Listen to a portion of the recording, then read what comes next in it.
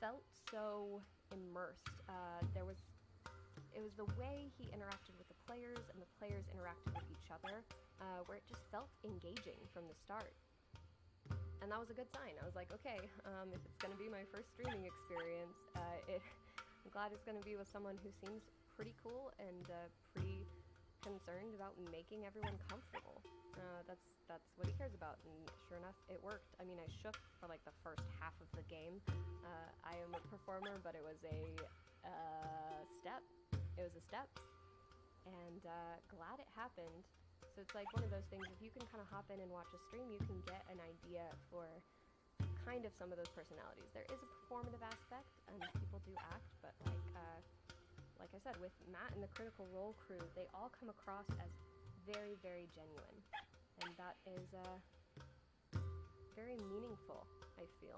It's part of the reason they have such a great show and such a great following, is because they play off of each other so well. Okay, so Scrat should be going live any second, because he's no longer hosting, which is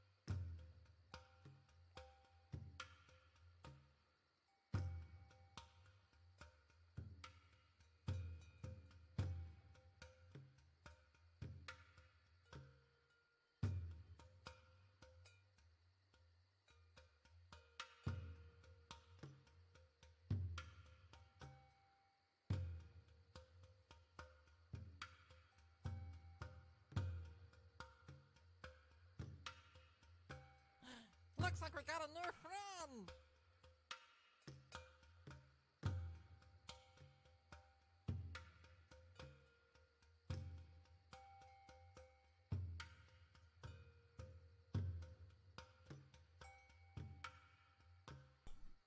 Oh, hi everyone, and welcome to tonight's stream, where we rip off every cheap movie there ever was, and we mean cheap. We mean Legend of the Ninjas 1 through 10. Buy the whole box set for £1. That's where we are today. We're ripping off the cheapest kung fu movies we've ever seen or have not seen as the original directors intended. Before we get into that, let's go around and say hello to everyone. We'll go around clockwise, so we'll start with Becca from the Dice Girls. Oh, hi! Hi! Like you said, I'm Becca, and I'm from the Dice Girls podcast. And this is my first time playing a one-shot, so I'm actually a little nervous, but super excited. That's probably the best place to be, I think. That's probably the best place to be. Next around, we come to Little Cup of Joe. Oh, hi! Hey! I'm Little Cup of Joe. You can call me Jess. You may recognize me from this very channel where I just finished breaking Scrat and several other folks' hearts with a really darn fun Ryutama game. I mean, yeah. Yes, it was fun, but yes, you also did break us. It was good fun. Yeah.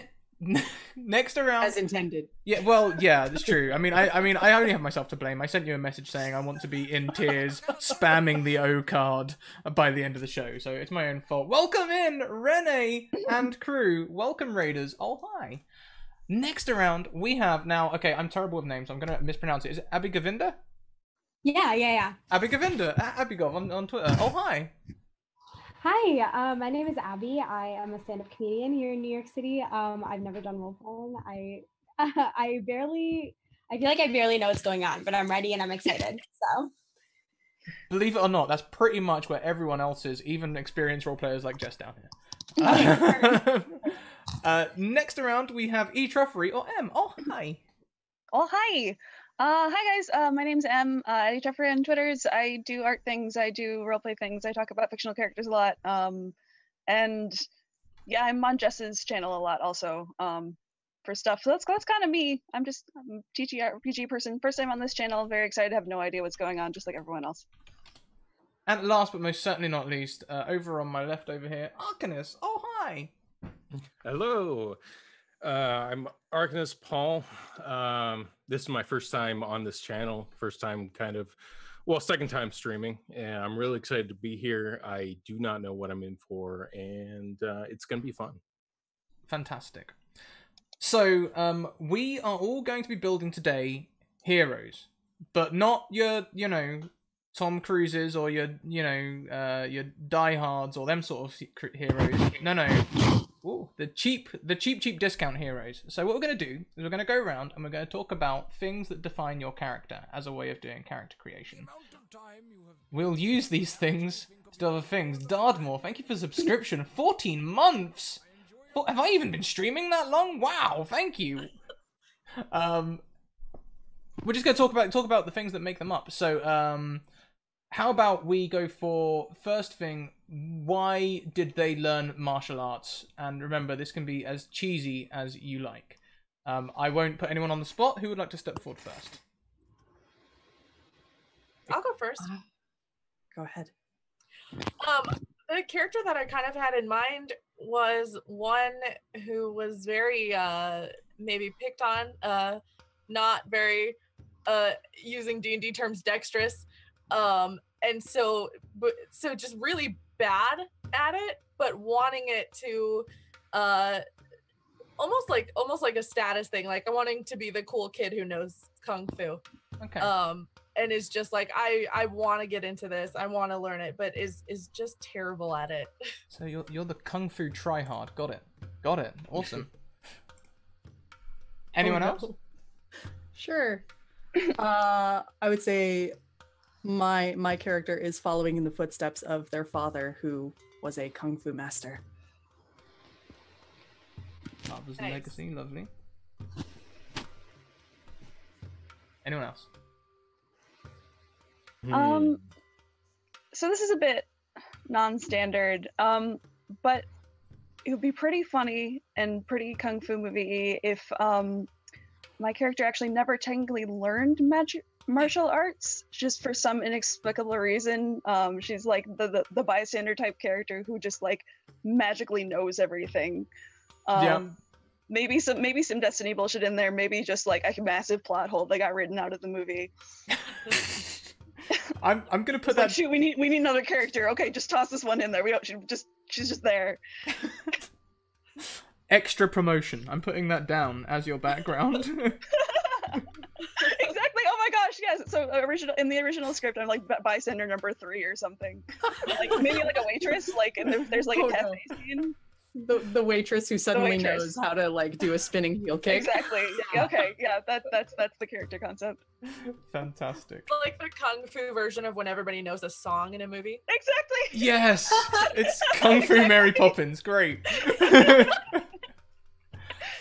And Paul or Abby?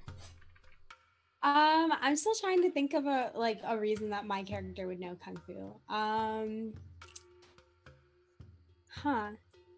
And it could be all sorts of things. Your school got torn down by a rival school, or people from the north came and beat you up. We could be in Brooklyn for all we know, but people from the north. Those are really cliche, right? Well, I mean, you know, we're doing a cheap movie. You know? We're doing a cheap. Yeah, as cliche as you want it to be. Yeah, we're not writing the Karate Kid 2 here. What if she wanted to impress the son of the kung fu master at her local karate? Is that a good? Oh yeah. Is that a good... Oh yeah. Okay, perfect. So my character wants to impress the really cute boy who is the son of the kung fu master at their local karate learning center. Beautiful. Arcanus. I'm thinking maybe going for the orphan angle, growing up on the streets, not knowing really much, having to be self-taught. And I'm not sure what kind of age we're going for, but maybe he grows up being a traveling Ronin type character. Yeah, I love that. Okay, so next question. What martial art or weapon do you prefer?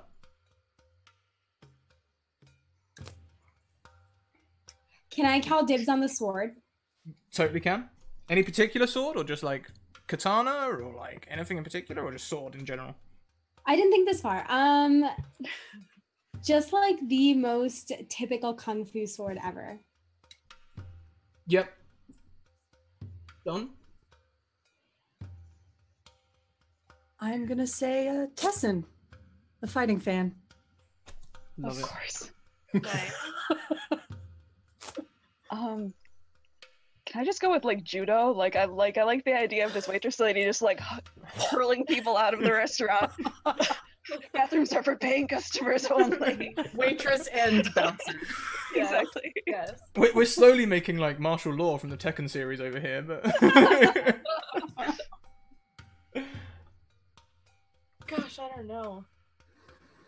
wide Could I open. do like Could I do like nunchucks? Yeah, hell yeah, you can do nunchucks.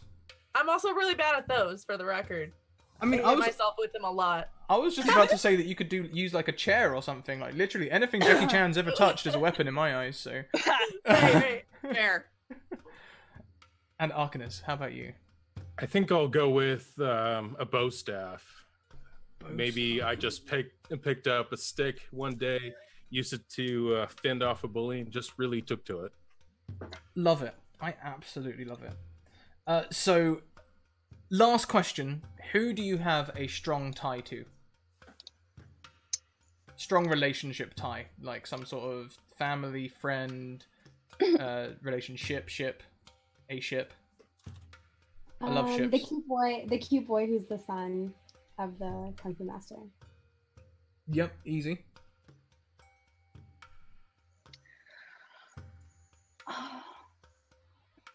I think there's like a regular at my cafe, probably. It might be one of these people, it might be someone unrelated, but there's like some mysterious regular. Am I writing down extra number 4? Yes. The other hapless extra number 4. Extra. Yeah, exactly. Just like the most nondescript. Brown hair, brown eyes. Emergency love plot extra. Got it.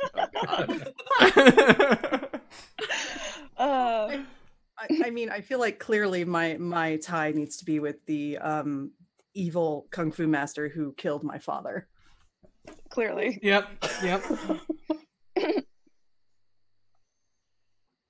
Oh, I've put that under the wrong person. Okay. I think my tie would be probably with my dad. With your dad, love it. Yeah. Aw, and Arcanist.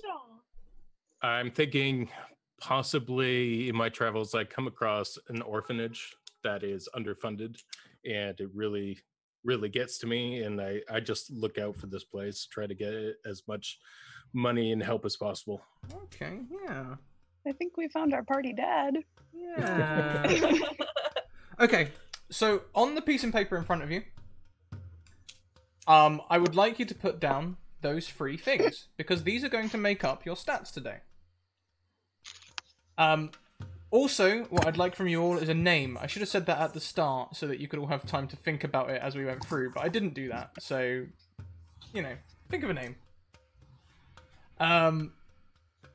The last question that we can do as we go round is, the last question is, what is your super extra magic / kung fu mysterious power, secret power? If you want to get in and say Kamehameha straight up, I mean... Can I? You can have the Kamehameha, yeah. Yes. Oh my god.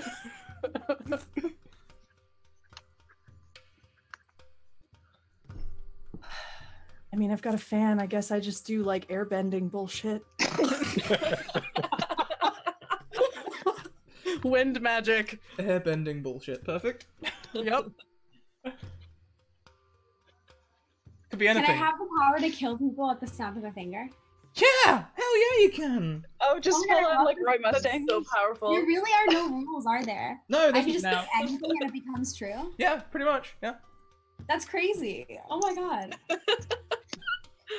I was going to suggest flying a second ago. Like, you know, it's an old kung fu movie. I mean, don't we all basically do that though? Yeah. I want to be able to just like move from place to place really quickly, just almost like the Flash. Like I'm in front of you and then suddenly I'm behind you. Can I do that? Yeah, super speed. Yeah. That's hella ninja. Oh my god, this is gonna get so dumb. Yep. Get ready to be stupid. Thank you for the raids. Thank you all for all the bits coming in. We've got cheers coming in for everyone here at the minute. All of you so far have got advantages on your rolls. I've not quite worked out how advantages are going to work yet, but we'll get to that. Yeah, so Arcanist, what is your superpower? Oh. Can I actually go with that? In this world where everybody kind of has a superpower, I don't. My superpower is that just work really hard. Kind of like if you have ever watched Naruto, Rock Lee doesn't really have any abilities. Yeah, He Just tries real hard. Just tries so hard. yeah. That'll be my superpower. Oh. I'm gonna put. I might put yours down as like unwavering respect, if that's cool. Determination. Yeah. Because I can see how that would also work. Okay, so here is the rules for my stupid game. We are going to roll d6s. Everybody starts with 2d6. If you roll more than a 4, it counts as a success. You can add d6s to your pool of d6s that you can roll using the stats that you have by making them relevant to the situation. So, for example, if you're fighting, you could use Arcanist over here could use the bow staff and his street urchin because they're both related to fighting. Whereas Abby could use all 3: Impress the Kung Fu Master's Son, the Katana, and the Master's Son, all used for fighting. So you could have up to 5 dice. Wait, sorry, could you repeat that? Yeah, sure. So we'll have start off with 2d6. You'll add one dice, 1d6, for every one of your stats that you can make relevant to a situation. That you can make into a situation? Relevant. So like, so if it was a fighting thing, you can almost certainly use your weapon. That's an extra d6. Oh, okay. Was there another question I thought I had a second ago? Nope. No, I think I'm caught up. Thank you. That's okay. You also have a second thing. I need you to make a track for your superpower. It's going to work like a limit break. Every 5 failures you have unlocks your limit break.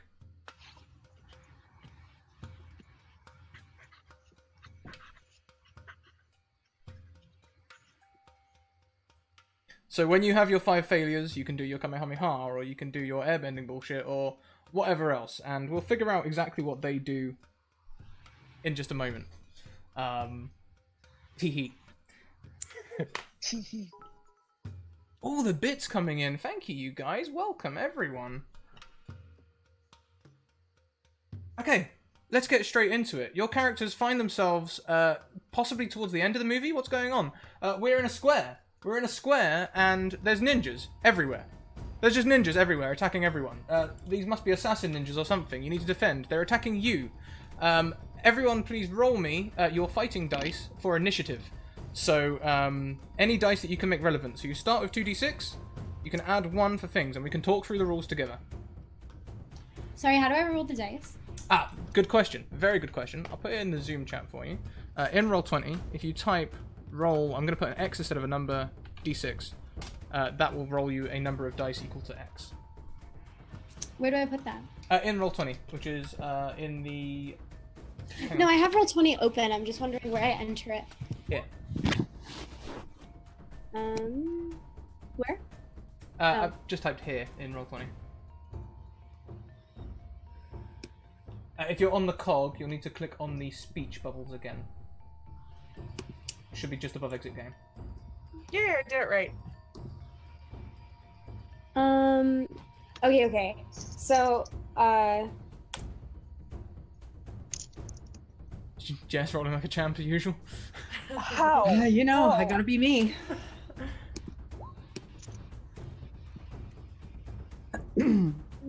so do I just...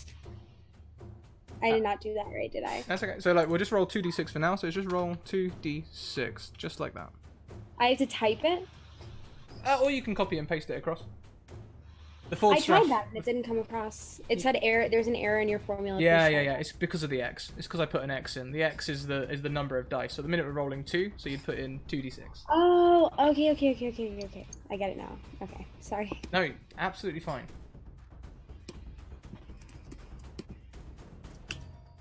Amazing. Okay, so Becca, we are starting with you. Did you come up with a character name? Boy. I didn't. I should probably do that. I mean, you know, you can come up with it later. At the moment, he's in the middle of a fight. He might have forgotten, or she might have forgotten. They might have forgotten. Oh man. No. Her name is. Yeah, we're gonna come up with her name in a minute. I'm gonna need a minute on that one. That's fine. So I rolled the highest. Is that what happened? I'm going first. You rolled the highest, so you rolled the highest. Of so course. you start with 2d6. In this section of the game, you discuss with me how you can get more dice out of me. And every success is a ninja that you vanquish, and you will describe to me how you defeat the number of ninjas. Okay. Oh man. Well, I'm gonna bring out the nunchucks right away. Is what I'm gonna try to do. Yep. So we're up to 3d6. Okay.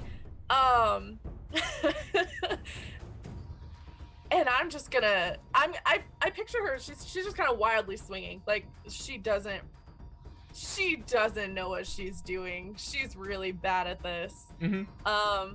Yeah, she's just wildly swinging her nunchucks. Okay. Are you pulling the try hard in there as well? The try hard? I think so. Yeah. Yeah, I think so. 4d6 then. Please roll 4d6. Okay.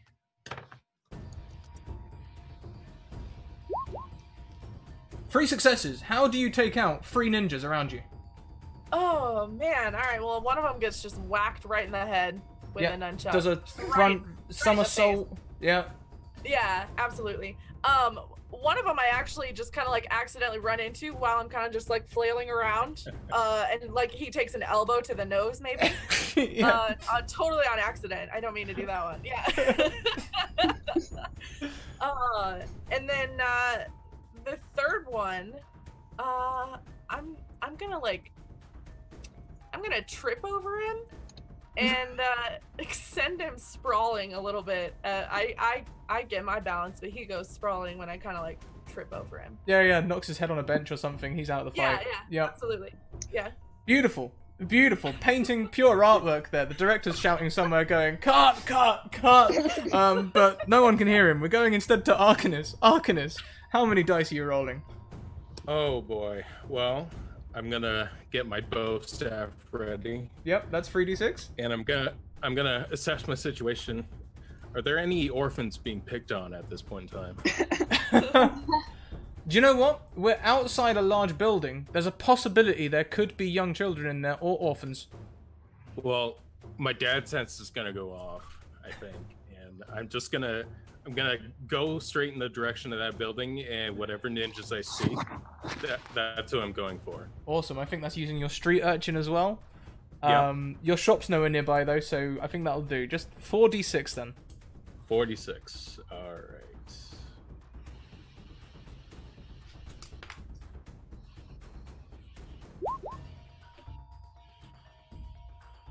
46. You have 2 successes.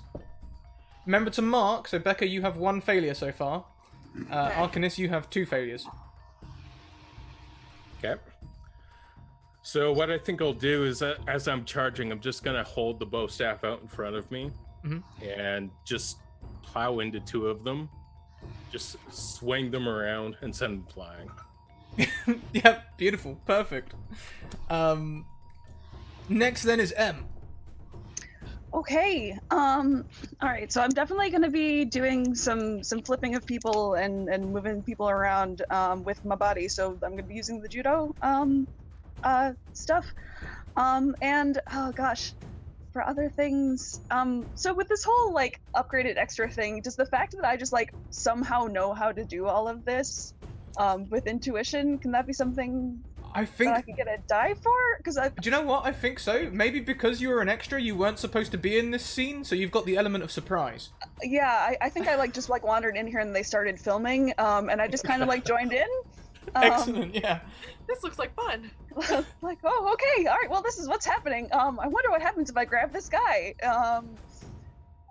So yeah. And I mean, unless my regular friend is somewhere in this scene, I think that's all I got. No, I don't think he's around at the moment, or they're around. Okay, that's probably for the best. 46 then. All right. 1 success, 3 fails. How does this look? Oh, what? Okay. 1 success. Gosh, I think I just find the nearest ninja, grab them, and just pull them over my head, and I just like toss them like full on like blasting off again off of the scene.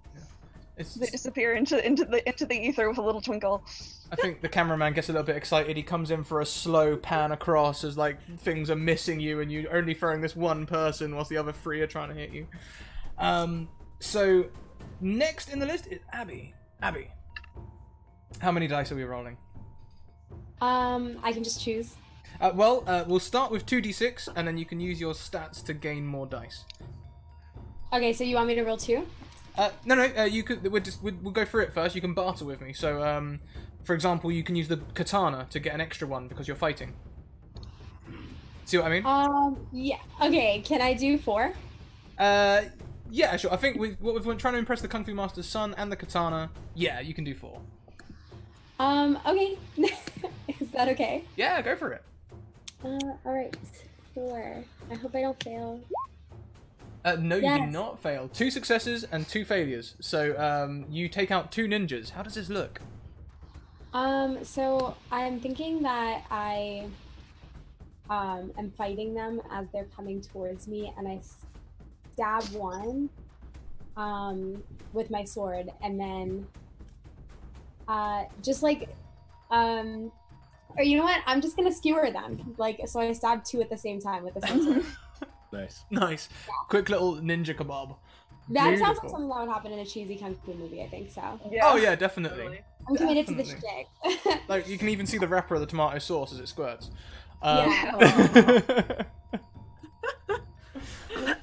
Holding up the table. The sound effect is like just a little bit disconnected, so like the sound of the stab happens like half a second after. It's clearly a piercing sound, but it still makes the sound. Yeah.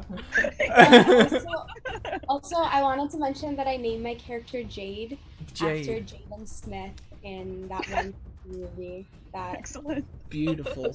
Whose name escapes me right now. What's that one kung fu movie called with Jaden Smith?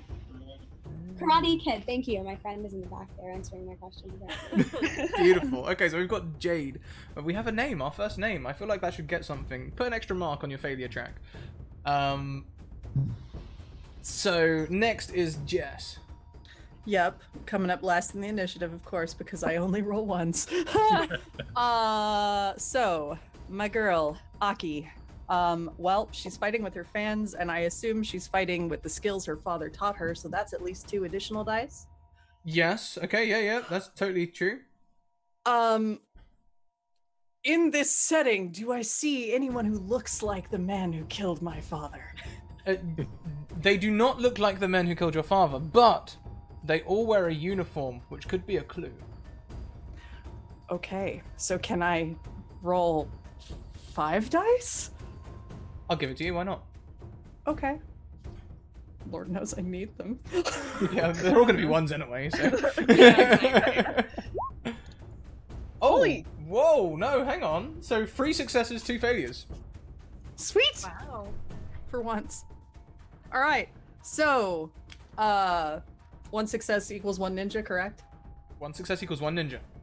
Okay. So, Aki is swirling around, double fanning it, and there are at least 2 ninjas that she just like straight up flapjacks behind her with the fans, and knocks them into a 3rd one, and just they go careening, and that takes care of 3. Beautiful. Absolutely beautiful. It really does look beautiful, actually. I bet it does. It's like dancing. Yeah. I can see it now. Butterfly kicks and all. So, the ninja's turn. Becca, how many did you leave standing? Just 1. I took out 3. 3 out of 4 dice, right? Yes. So this one is going to attack and miss you. Let's see. Arcanist, 2 failures. One of them manages to get a hit on you. It's kind of embarrassing. Like, he runs forwards and hits you, and then realizes what he's done, and generally feels bad. Next is 3 failures for M. 3 failures. Oh yeah, this is fine. Oh, all 3 successes as these 3 gang up on you and start wailing from all directions. Like, who is this extra? And they're trying to escort you off the scene. Like, they're just taking you by the arms to try and drag you away. And Abby, How dare you? That's my friend. Her name is Waitress, by the way. I'm just literally just naming her Waitress. Oh my god. Brilliant. No, that used to happen in like in medieval times. Your last name used to just be like Perfect. like what you did, so it makes sense. Yeah, totally. So Waitress is trying to be dragged away from the scene. Abby, you also get hit twice. The other 2 ninjas, as your sword maybe gets stuck, they're just ganging up on you. They're behind you. Maybe you've lost your sword for a second. You're gonna need a success to get it back. What? No. And Jess, very surprisingly, few failures for you. I'm impressed. Shocking. I know. Don't worry, they're coming. Just 1 gets a hit on you. They just make a cinematic slash across the thigh, perhaps, with some short blade. Sure. We have another round of combat. Let's go back to the top with Becca, whose character's name is Ren. Ren. What's Ren up to? Ren only has 1 more character to deal with, right? 1 more ninja. There are a multitude of ninjas around you. Okay. Oh, I see. Okay. Oh, Ren is just gonna keep on swinging those darn nunchucks. She doesn't know when to quit. She's probably hit herself a couple of times, but she's still going. My strong tie is my dad. Do any of these ninjas resemble my father? No, I'm afraid not. Is Ren trying to just like surpass her Darn father? This isn't the plot hook I was expecting. I guess she wouldn't want to attack them if they looked like her dad. Yeah, she's gonna keep on going with those nunchucks. Okay. So how many would that be? Same amount of dice as last time. 46, I believe it was, wasn't it? Alright. As just like all. Oh! That's a Jess roll. Not pretty. That was Oh, not wow. pretty. Wow. That is a just roll. Oh yeah. Those 3 ones. Whew. So. I'm sorry. Cursed you. I don't I know mean, how my curse is transferred, but I'm sorry. It narratively fits with me being real bad at this. You dispatch one ninja, but it's a bit clumsy. Sweet Oh, child. So clumsy. So clumsy. How does it look? It looks really bad. Oh, she. Yeah, I mean, she basically falls Just on like- her face. Just flailing her arms Yeah. around. Yeah, pretty much. She's flailing pretty hard. She doesn't even hit. Okay, here's what happens. She doesn't even hit this guy. She hits herself, and it hurts so badly that she screams in one of their ears. And No. and Someone protect her. yeah, and she screams so loudly that maybe he gets an instant headache and just like, I'm out. I can't do this with a migraine. I'm done. Beautiful. Beautiful. Well, that's Ren. On to Arcanus, whose character's name is. We're gonna go with Bruce. I saw there was some Batman references in chat, so we're gonna lean into that a bit. Nice. So I'm still making my way over to the building that I think might have orphans. As I swung my bow staff around with these 2 ninjas, I saw Aki got hit, and I recall she is also an orphan. So I'm going to just use that rage to kind of fuel to try to get a bit more of my my dad powers through these attacks. Fantastic. Yep. Okay. So be another 4d6. All right.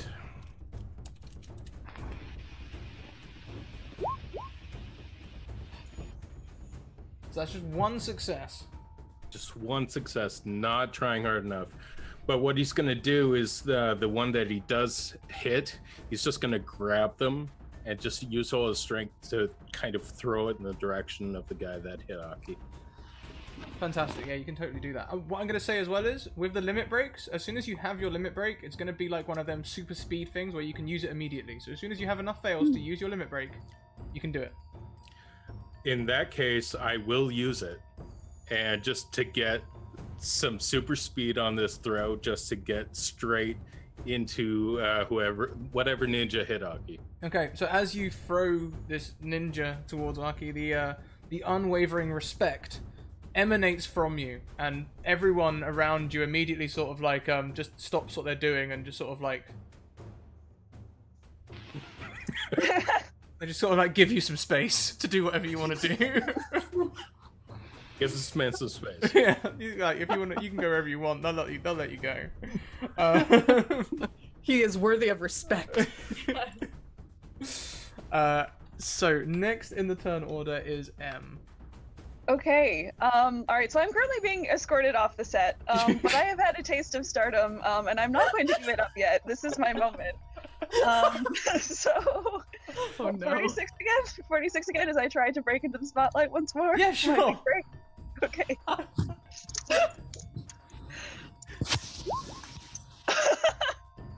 Hey, that's 3 successes. That's enough for the free holding you. Hell yeah, it is. All right. All right, 1 failure. Okay. Well, gosh. On that note, I think yeah. So there's like a big like old like anime gleam appears in one of her eyes, and I just with lightning reflexes, I straight up just like pick up one of the guys that's trying to hold me, and just spin him around, like whirlwind style. So use him basically as a bat to bat these other two out of the circle, and then just like fucking like, let's discus him just out of the scene. Yeah, totally. Pick him I think up. I like take out a camera or something. Yeah. Like the wire works go a little bit haywire as you throw him. Like someone drops a sandbag, he goes flying off. Yeah, It's- like the shots for this particular shot are just like really like weirdly staged. Like clearly this was not like in the script. It wasn't like the director was not prepared. There's like a bunch of just like stuff's happening like right off the edge of the screen. At this point in the movie, it changes from like all the professional cameras to someone's mobile cam as they've just about caught you. Like... They had to like piece together the footage after the fact. Yeah. And what was your character's name? Waitress. Waitress, yes, of course, just Waitress. Beautiful. So next is Jade or Abby. So do I roll? Yeah, sure. You can roll another 46 for us and tell us how it looks. Okay, sounds good. Ah.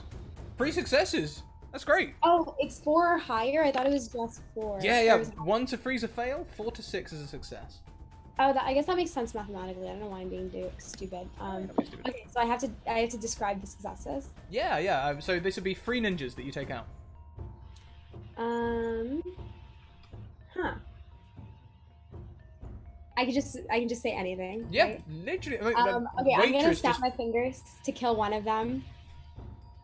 Because I have that power. I am gonna use my sword to kill another. So I'm gonna snap one from one side, use the sword to kill from the other side, and then I'm gonna steal someone's idea of like an accidental kill, where like as I'm finished killing these two, I turn around with my sword and accidentally skewer another ninja. Yeah, like just the turnaround, like, oh, whoops, sorry. Oh yeah. bad Oh, guy. sorry about that. My bad. Beautiful. And last but most certainly not least, Aki. Sure. I think as I'm still surrounded by ninjas, Aki's going to have a momentary flashback of the training with her father to utilize her father's legacy and make him proud. Oh, using that little plot hook in there. Yeah, love it. Yeah, we have this little montage of dad giving the pep talk when she was very young and not quite successful yet. Yeah. And she's fighting with her fans, so I think that's at least 4. Yeah. All right. And watch me completely bomb the roll. It's gonna be exciting. Or not. I mean, that works too. That works. What the hell? This is a weird parallel universe. Yeah. Strange reality. There's hesitation now, chat, because Jess isn't used to this success. I don't. How do I succeed? What is this? What does this mean? That's not a 1. What does this number mean? Yes. I think she remembers a very specific technique her father taught her, and she unleashes this torrent of just kind of like spinning with the 2 fans and takes out 3 of them in this beautiful dance-like motion, and they are just sliced right through with each Tessin. Yeah. Nice. Yeah, totally. You can totally do that as your fans splat out. Do we have a blood splat as well? Maybe they paid out for a blood splat on this one. You did a cool move, so they CGI'd some blood splat afterwards. Yeah, there's like some blood splatter, and we see the camera kind of go to the wall that is clean, and then the blood like splatters across it in this pattern. Great. Now it comes to the ninjas' turn, and the ninjas begin to turn and run, but they do it in that ninja way where they all roll into the shadows or hike over the wall so quickly that there's no possibility of catching them. And as we come to the end of the scene, there is a man standing at the top of some steps, because there are always stairs. He falls, clutching his robe, and a scroll falls from his hand. As blood wells, he has been stabbed, assassinated. Gonna run up and grab that. I'm gonna make sure he's dead. Yeah. Okay. So you said that like I'm gonna kill him, but I think I know. Yeah. Like, Just stab him. so like I don't know. People act, you know. he's like he's up there and he's like he's like.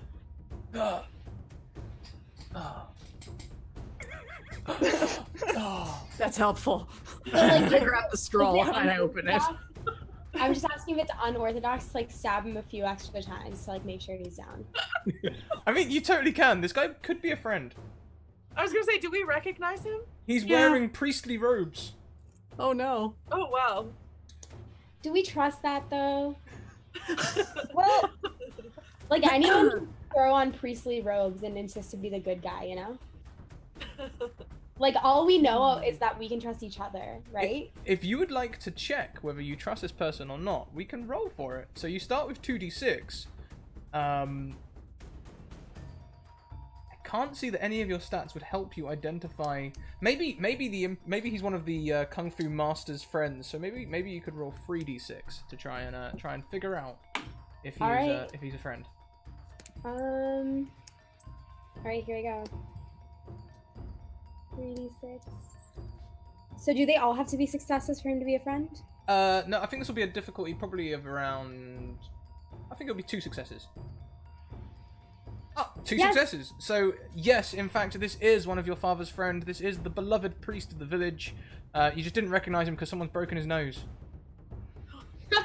Okay. Poor guy. All right. So, do I react to that now? Yeah, totally. Okay. With his last dying words, I ask him what the scroll means.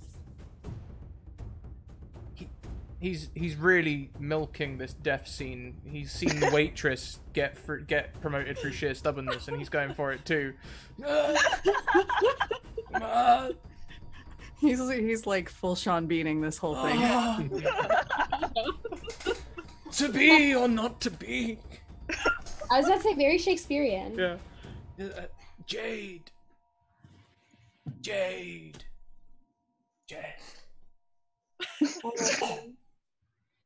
I'm just opening the scroll and I'm gonna start reading it. Yeah.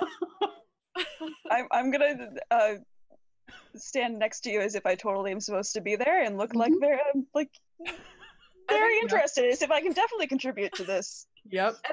At the end of the last round, I think I said I had fallen on the ground, so I'm gonna like stand up real excitedly and be like, guys, did you see that? I hit one of them. Yeah, that was awesome. Good job. The letter is addressed to all of you, of course, because they knew exactly who would be in this scene. It says Aki, Ren, Jade, Bruce. It is our legacy to protect the idol. Oh no. I'm gonna take out a pen and just write in real quick at the bottom. Or at the top. Like while the camera is like from here, I'm just gonna like kinda Yeah, sneak it in. it's like as it is doing a pan all the way around as you're reading. Yeah, like we have enough time. As it's on this side. Quick. Waitress isn't there. By the time it comes around again, waitress is penned in on the end. Yep. Yep. It is our legacy to protect the idol, for the ninjas will try to steal it. That's what the scroll says. That's what the scroll says. That's all it gives you. Sorry, could you repeat that? I just need to write it down. Sure. It is our legacy to protect the idol, for the ninjas will surely steal it. What's an idol? Idol, yeah. Oh no, not the idol. Could be a statue, could be a person. A popular singer? Maybe it's Ariana Grande. Definitely. That makes no sense because like think about it. We have to protect Ariana Grande. Uh, And then we go on to become there's a bodyguards. mission worthy of putting my life down on the line for. Well, we have to find this idol first, right? Yeah. Ariana we lives in have New to York protect City. That's fair. I'll be right back. I'm gonna grab my phone charger. Yeah, no problem. So, I will for 2 successes. I will give one of you the more information about the idol. Okay.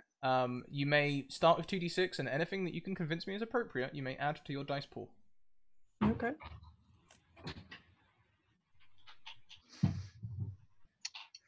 Anyone like to go first? As you all pull the thinking face. Like, you guys are so panto right now. My father may have told me of this once. So can I get 1 extra die? 3d6, I'll give it to you. My father is my idol. Oh my god.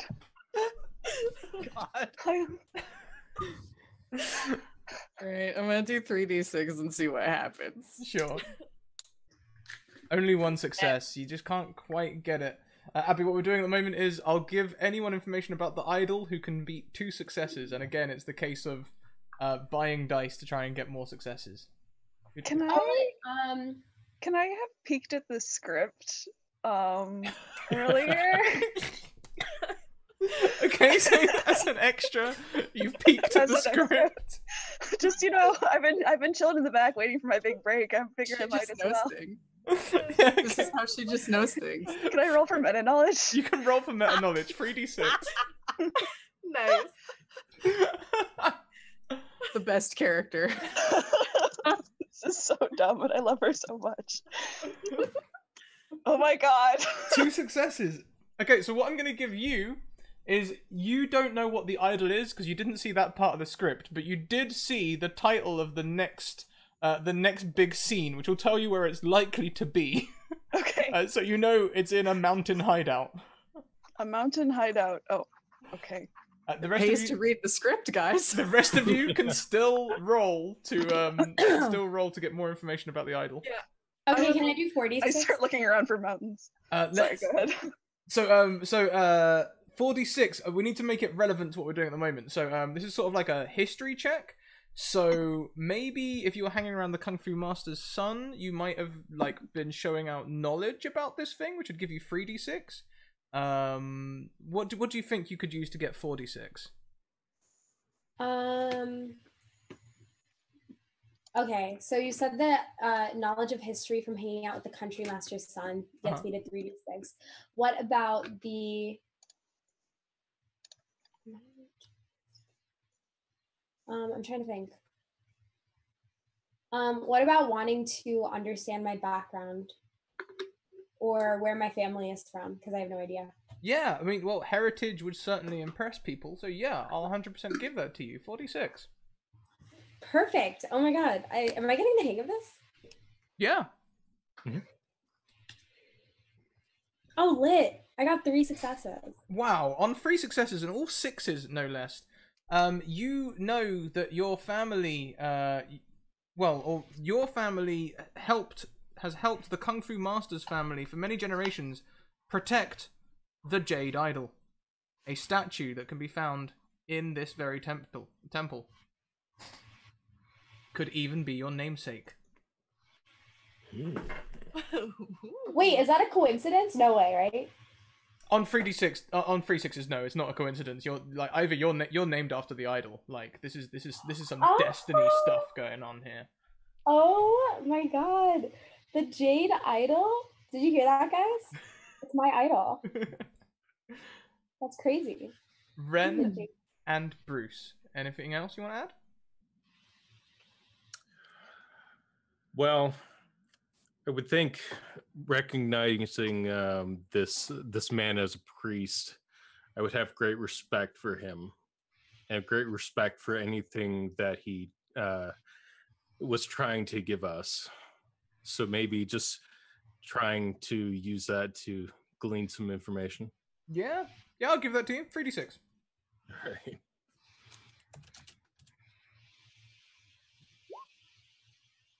Boom! Three successes.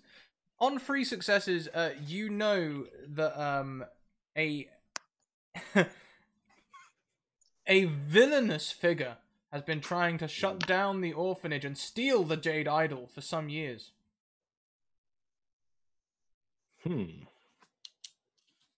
We must stop this villain's figure. I think I want to go with the thing I said earlier. My dad is my idol. It's a cheesy, cheesy connection, but it's a cheesy movie. It is a cheesy movie, and I almost see that like sort of like do you guys ever watch like American Shaolin or any of them, like where they have that moment of reflection and they're sitting there and it's utter BS, but they're like, oh yeah, I know now, I understand. This is a lot of that feel to it. 3d6. Yeah.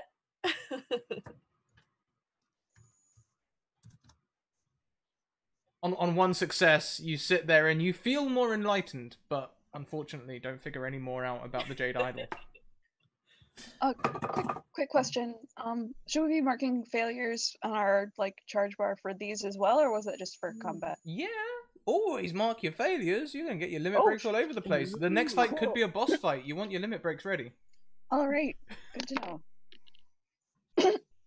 Do our limit break? Do they like stack? Like if 5 failures gives us 1 and we fail 10 times, do we get 2? No. You have to. Oh, Do you have to expend them before you get them again? No, or- you can keep building them, but you have to make the effect bigger. You can only use it once. So, okay. Okay. So you've got the like to use the Kamehameha. You've got the little Kamehameha, and then you've got the Super Saiyan 3 Kamehameha. Oh boy. Nice. So, our new friend, Waitrisu, can tell us where where we need to go. We know it's the Jade Idol. We know that there is a villain who has been trying to steal this Jade Idol for some time, and we also feel a little enlightened.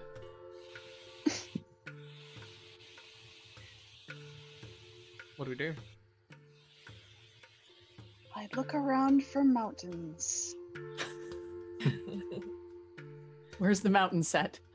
Where is there a mountain set like off to Do the we need side? to go on location? Yeah. We're not that big budget though, are we? I don't think we have the budget for that. Yeah. Like cardboard mountains with snow drawn on the top of them. It's goes to a country shot where you've got the camera hanging on a mountain and you've got the unsteady hand pan backwards like to reveal the mountain, and then we appear on the polystyrene set where there is the mountain cave entrance. Leaning against the cave wall is a tall man that Aki will recognize. What does he look like? Oh no. Who is this? Oh, you know who this is. Is this the man who killed my father? This is the man who killed your father. Dun, dun, dun. I'm gonna unleash my limit break on him.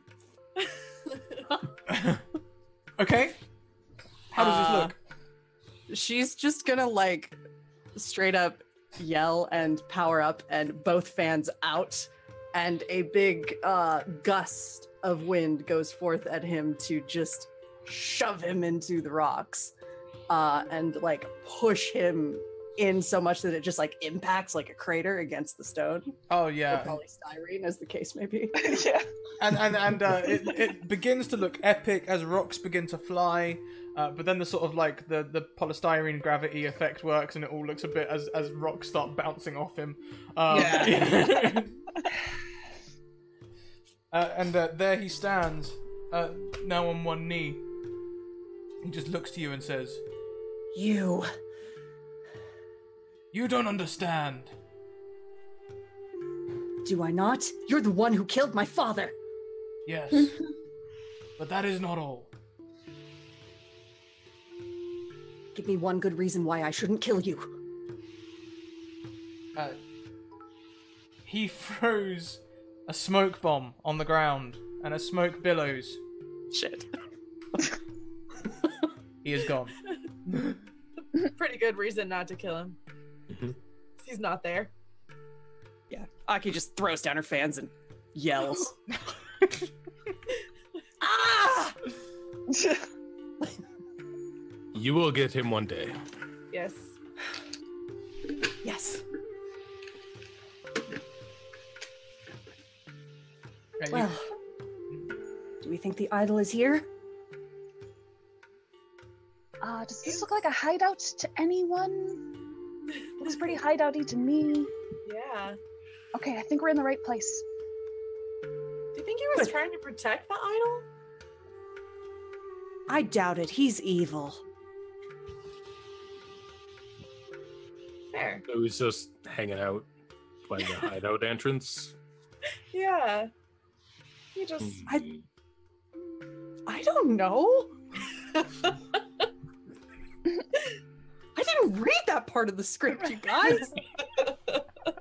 He was on break. You know, you might be right. But anyway, he's the man who killed my father. Let's go inside. Yeah. I don't know what my camera's Oh. doing. Oh no. That's all part of it, you know. For that part Yeah. of it, they tried to do a CGI thing. It didn't work. Yeah, the CGI budget is not No. great. Yeah. Just like a real time.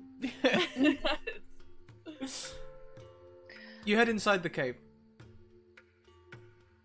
It is dark, but lower down you can hear the sounds of mining.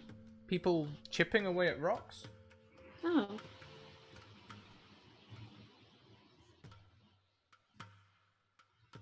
Is there only one direction to go in? Is this like one pathway? Yeah. Why don't we say yeah? It's a set mine, so it sort of doesn't really go down. It just sort of goes across, and then there's mines. There's just like angling. Yeah. Mhm. We end up actually just going like back and forth, like across the same set, just 5 times, Yeah. just the Yeah. camera at like a slightly different Yeah. angle, so it Just, looks like angle it People different. just swapping They hats. a couple rocks in between takes. yeah, they just like add a couple. We get They screen change directions. the lighting a little bit. Yeah. This rock is over here now. exactly.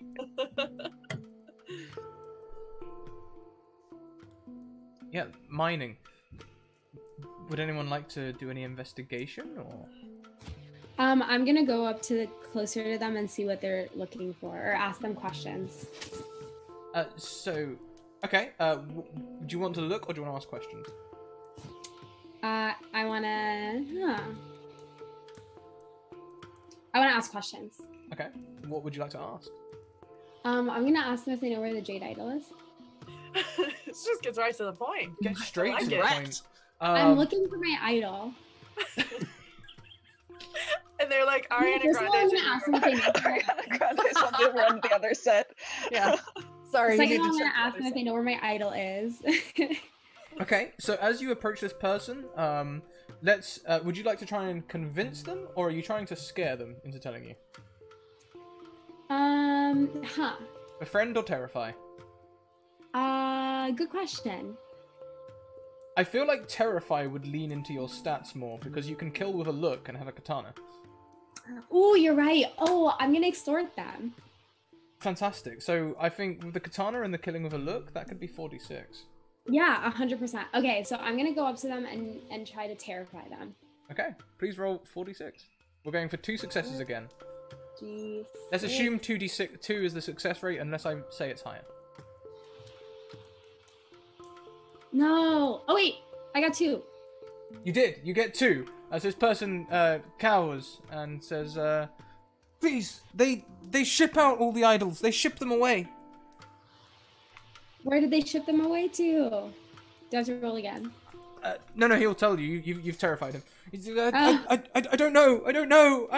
I just work here. I only work Saturdays. Do we believe that he doesn't know? Team? I'd say he's doing a very convincing performance. I mean, this is only a C-rate movie, and you know he's not doing He's a bad pretty job. good. But idols? Like more than one? Why are there more than one? How many are there? Many. Are they all mine? Are they all jade idols? Often jade, sometimes onyx, ebony. amazing. There's a whole souvenir racket. Yeah. There's a gift shop. Where do they get shipped to? I just load the boxes. A truck takes them on Thursdays. Where do you load the boxes? He points to a large box in the center of the set.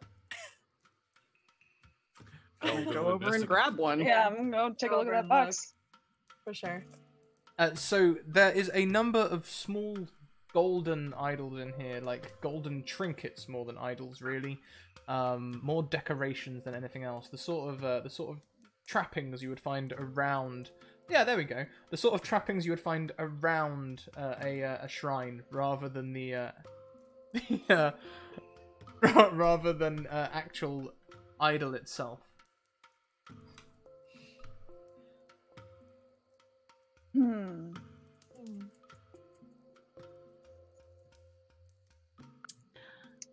I'm looking around this place. Does anything seem like? Is this just like a normal mining operation? Is there anything out of the ordinary here? Is this literally just like a set with a box on it and some people who are totally like extra mine people? As you wonder who's in charge here, 3 men with swords walk in, swords slung over their shoulder. Hey, you're not supposed to be here. They're dubbed.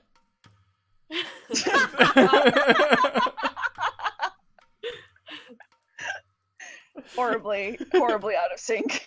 Mm-hmm. Yes. Yep, definitely. And like completely ill cast. Yeah. Yeah.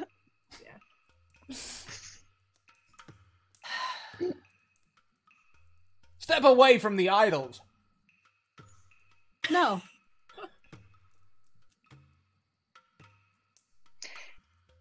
Is this the part where we kick their ass? I think so. Okay. They sort of like take their swords ready and go, ha! You're gonna regret that. I just like give a badass come at me. Come hither. Ah! Grabs his sword and runs forward towards you. So let's roll 2d6 to determine our turn order.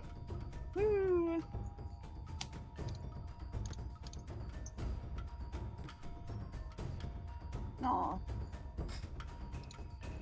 We all do 2d6? Yeah, just 2d6.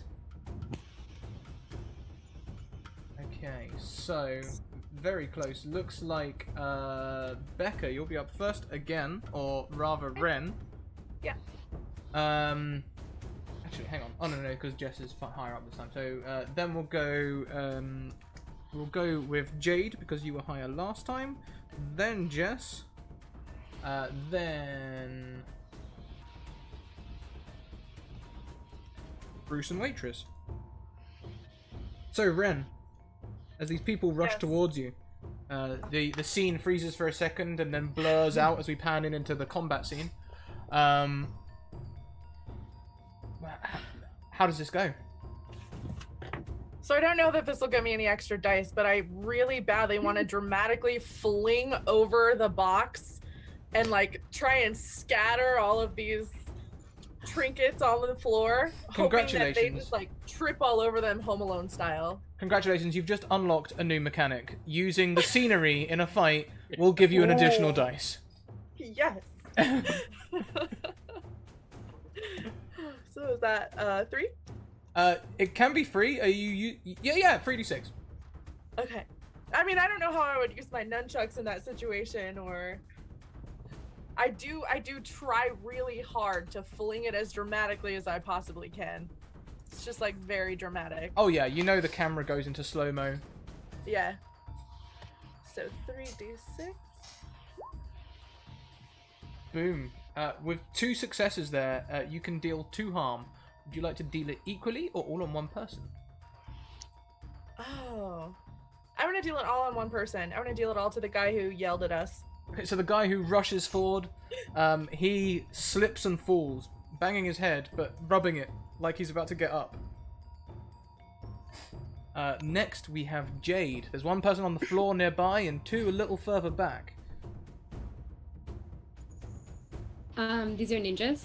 Well, kind of, yeah. They're like working men with swords who've just threatened to attack you. Okay, and I have 1 success, right? No, you can roll again now. Oh, okay. 3? So that would just be using your katana, I guess? Yeah, 3d6. Ooh, I have 1 success. 1 success. So would you like to attack the person on the floor or one of the two standing? You said the one on the floor is closer to me? Yes, currently. Yeah, I'll do the one on the floor. So as he's on the floor, you can in fact wipe out his hit points. So how do you slay or decapitate? Well, not decapitate. That's the wrong word. Incapacitate this person. I'll decapitate him. You inspired me. I live to be amused. So perhaps as he falls, you just bring your blade across and off rolls his head. It's a bit tricky on the camera to get this shot right. There's a lot of cutting going on. You can see with the film. Like, does it like cut away and then we just see like the head, the really obviously fake head rolling? Clearly a dummy the paper head. mache head rolling across the floor. Yeah, with a blood splatter on the screen that's been CGI. Yeah. Next, It's a truly terrible dub scream. Like a headless dummy from the ground. Yeah. next is Jess or Aki. Okay. So what do we have left here? The idols just got scattered. A couple of guys are down. The two guys, only the one guy was down, and he's been knocked out completely. The other two have not yet been interacted with. Okay. I am gonna take one of my fans and using those great skills my father taught me. I'm a little mad because I assume everyone in this mine is related to the guy who murdered my dad. So He has a lot of cousins. yeah, exactly. And I'm gonna like take the fan and scoop up that head and lob it at one of the guys. Oh my god. Fantastic. With my fan. What? And then What is just this movie rated? I think you just lost our PG-13. Yeah. We're like It's definitely a sliding scale. no longer. Yeah. It's one of them we ones- entering Splatterpunk territory? Is that what we're doing? It was super blood. one of them movies that was released at a higher age than it is now to try and drum up sales. You know? Yeah. Yeah, exactly. Yeah. And then just swipe at the others to like swat them. So with using my the head, that is to distract them. that's using scenery. I'll give you a dice for that. You've got your Tess in there as well, and you believe that everyone in this place is to do with your nemesis, correct? Yep. 5d6. All right. Nice.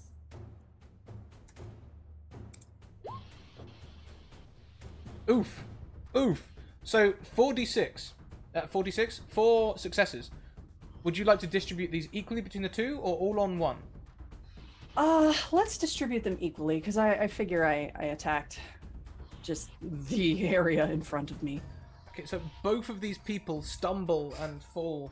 The one who's you threw the head at has got like blood all over his face. He's struggling to see, and the other one you've knocked on the floor. Next is Bruce. Out of these two left, does either look like maybe a younger person, maybe intimidated to be doing this at this point in time in his life? Quite possibly. Maybe the one with blood on his face. I'm going to not draw my weapon, but approach him in a respectful manner and just say, put a hand on his shoulder. I know what you've been through, and it is okay. I think you want to help us. I think you want us to let us know where these idols have been taken. Okay, fantastic. Well, I'm going to put a pin in that and resolve that in just a second after we see Waitress's turn. Waitress, so Bruce has tied himself up with this younger one with the blood. There's this other guy who's just been knocked on the floor, but he's sort of like he's gonna do the back spring up. Actually, he actually had some kung fu training before he came to the movie, so he knows at least how to stand up quickly. Okay. Gosh. Okay, well I see that one of these people is being taken care of, and so the other one is simply just another opportunity for me to show off my skills that I totally have. So I'm actually just going to flying leap, and can I kick this guy into the ground like crater style? Yeah, why not? Yeah, you Alright, you then managed I'm to gonna get. vault off. Yeah. the box, I think. If I can, like, take a running leap onto the box and then do that. Yeah, we might have seen Waitress's actor speaking to the Wireworks man earlier. Maybe she bought him a coffee or something like that. Yes! Oh my god! Yes! Up into the air, comes down with his flying kick. So how many dice are we doing? So I think that would be 4, since it's not judo, but it is using my, like, inexplicably good at things. Alright, so that's 4 if you include the environment. 4 if we include the environment. Let's bring off the box. Unless inexplicably my regular friend is in here somewhere. He's been nowhere to be seen as of yet. Excellent. Okay, 46. Woo! Oh, I mean, well, you only needed 1. So how does this look? I think so. I'm intending to just, like, kick him down, and incapacitate him for the scene. And I think I actually punched through this terrible, terrible set floor, and we both just kind of, like, fall through. But they cut it so that it looks like it was really badass and on purpose. But in actuality, I just messed up this set, like, pretty hardcore. Yeah. So there's a smash cut to Bruce with the young person. He's like, all right, I'll tell you. What do you want from me? Don't hurt me anymore. As we leave combat. Sorry? As we leave combat. Combat over. Gotcha. You guys win. Where are these idols being shipped to? The boss's mansion. Where is that? It's just slightly to the east. Set 4. Who's the boss? I don't know. He's a new guy. Did you read the script? Jeez. Yeah, no, they brought him in at the last minute. God damn it. Okay. I look to Waitress. I'm not there. I'm currently trying to climb my way out of this hole that I made in this set. Off screen, you hear, ow, fuck, ow, fine, I'm fine. Hey, did you hear anything about a new boss? Like, bad guy? Was Just like time out at the camera guys. What you actually get is just like a couple of minutes of footage that they left in of just like as the camera leans on the floor. Like they're just a little bit of floor footage. In the script, was there any mention of this person?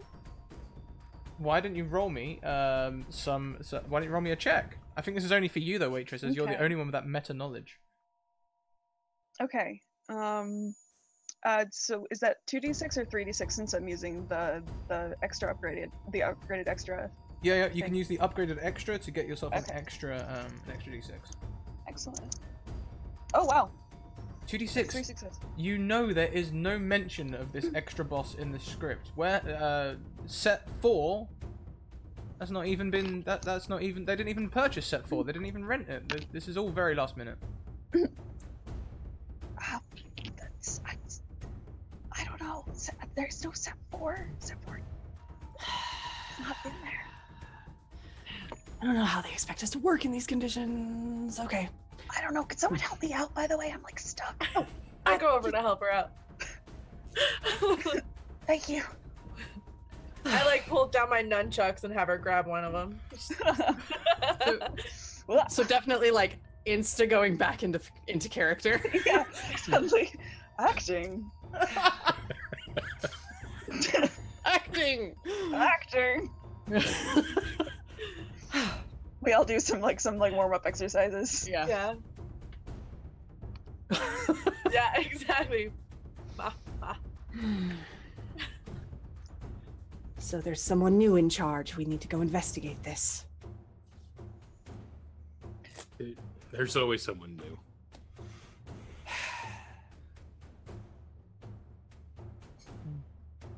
Can we look at like the fallen bodies of these guys and see what their uniforms are like? Yeah. If there's any clues or something. Yeah, so as you return to the bodies on the floor, they're actually in slightly different positions than when they actually fell. Like the head and probably feet got are up going as a around. break. Yeah, they've come back. They're not quite laid in the same spot, but they're in the same, roughly the right place. They're definitely visibly breathing. Right. Yeah. One of them's. Yeah.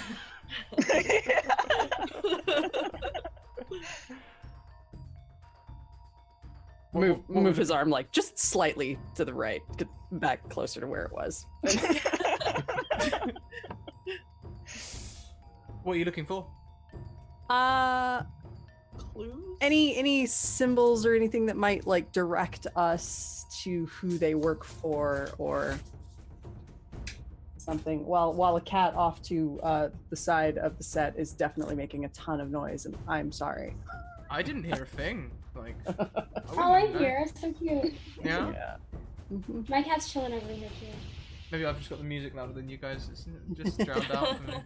Just. It's fine. It's just Percy. So, looking for any symbols or anything like that on them. So yeah. First of all, these have been obviously typecast as greasy worker thug. They've almost certainly been oiled. They're wearing what were once white tank tops, but are now yellow, and faded stonewashed jeans. God. Are they union? Are any of us union? I am definitely not. Wait, there's a union? That answers my question. Right. As you look over these people, you can see one of them is wearing a ring. I will need a check to recognize if there's anything significant about this ring. Okay. I feel like if I would have gotten a very, very good look at the guy who killed my dad, so I would know to look for something like that. Anything that may or may not be tied to him. So I Okay. don't know if that gets me another die. I'll give you another die. Yeah, the father's Okay. legacy thing. Yeah. Okay.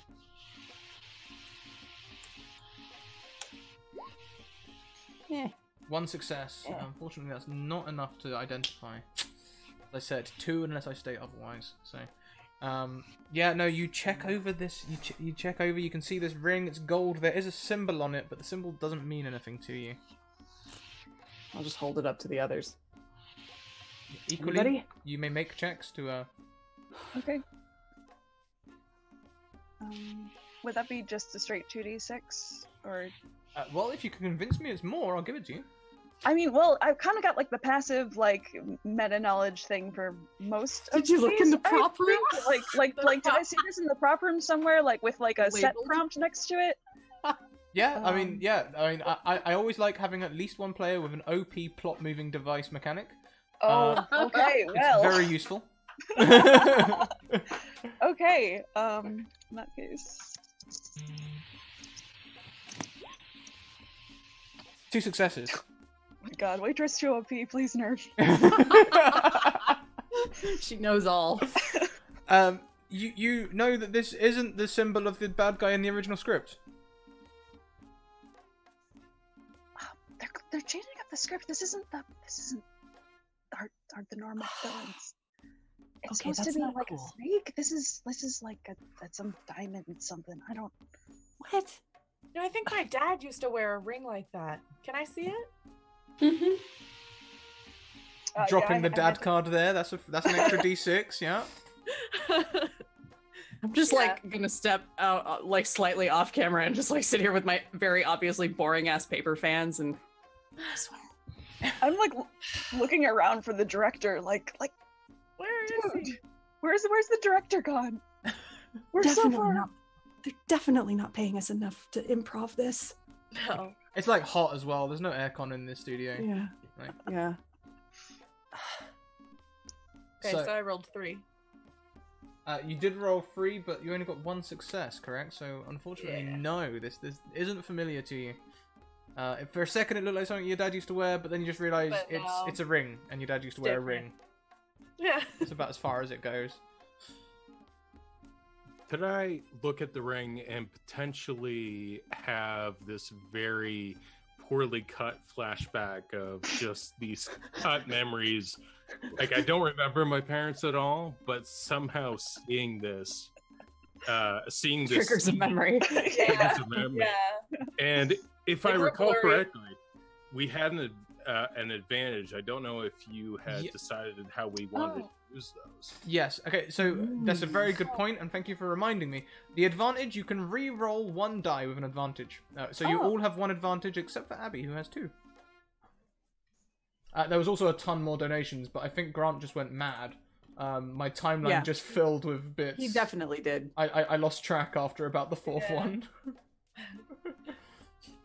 So how many dice would you like me to roll? Good question. We'll start with 2d6. What does your shop buy and sell? Was Does- my shop? Yeah, the establishment that you were trying to protect. Let's say general goods. Okay. Just something that, you know, not anything normal that people would steal, but something that just seems like an easy mark. So Yeah, okay. So, I'll give you an extra die for that, because you might see a variety of symbols in a shop like that.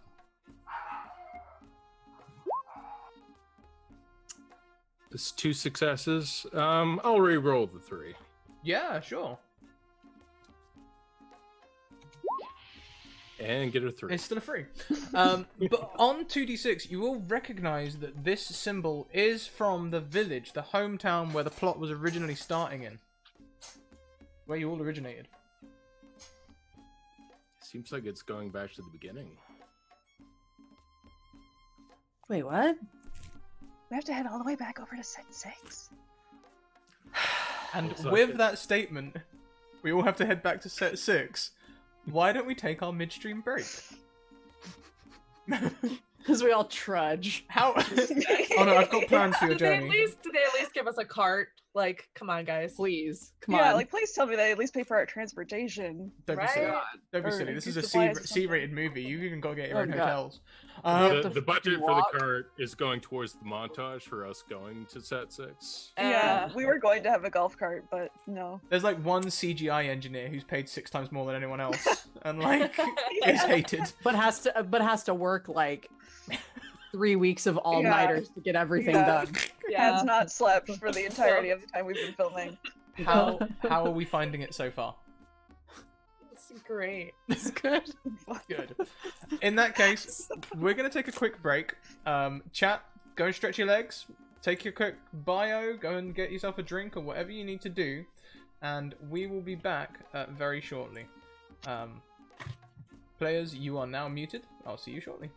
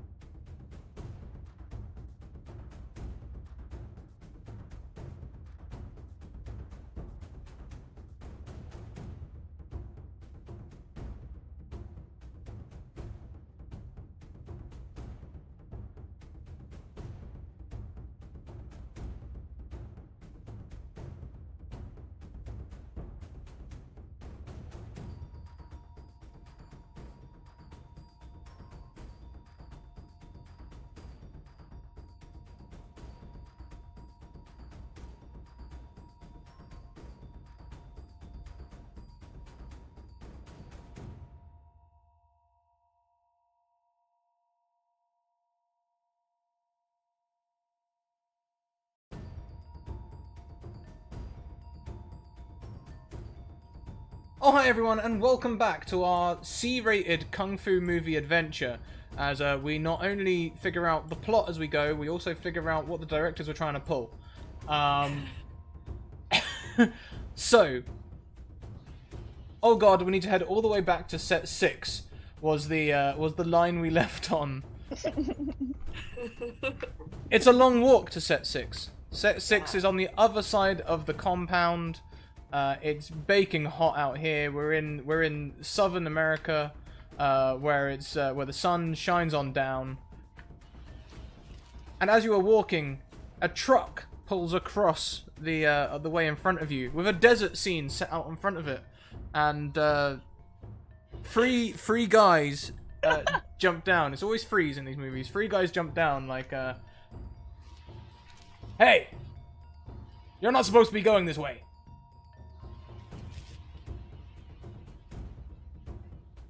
We're looking for set 6. Where's set 6? Set 6 is down that way, but you're supposed to be in set 4. Didn't you get the new script? We didn't even know there was a set 4.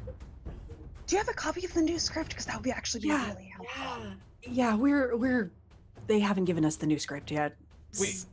Yeah. We only have one script, and this one's ours. I look Can at the use others. my sword? I Can use look my back. sword to do the script?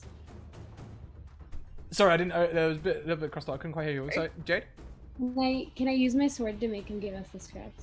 Okay, yeah. And what was your input, waitress? I was just responding. We're just looking at each other like, are we Yeah. gonna beat them up to just take the damn script? Okay, so Because Yeah. Basically. in that case, Jade, how's this gonna look, and how are we gonna do it? I think we'll stick with this dice mechanic for the time being, but I think the next time we go into combat, I'm gonna change the mechanics up. So how will this look, Jade? Abby, sorry.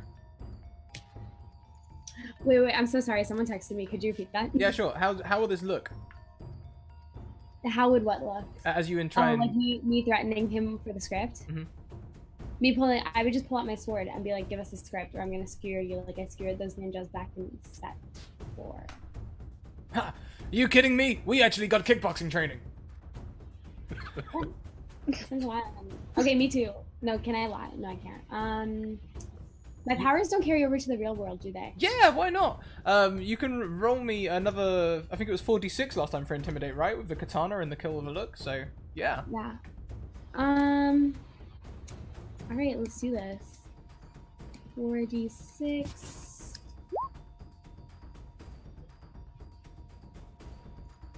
So with the 4d6 there, with 3 successes. The 3 guys, they sort of look nervous for a second, and then the little one grabs the script and starts running. I want to use my super speed, my limit break, to catch up with him. Yeah, how's this gonna look? I'm gonna basically just run so fast that they can barely see me and snatch the script right out of his hand and then go back to the party. Fantastic. Yeah. Okay. So this is a cheap movie, so there's no flash like blur or anything. It's just he's running with the script, and then the script is gone, but you haven't moved. Yeah, exactly. And now I'm holding it.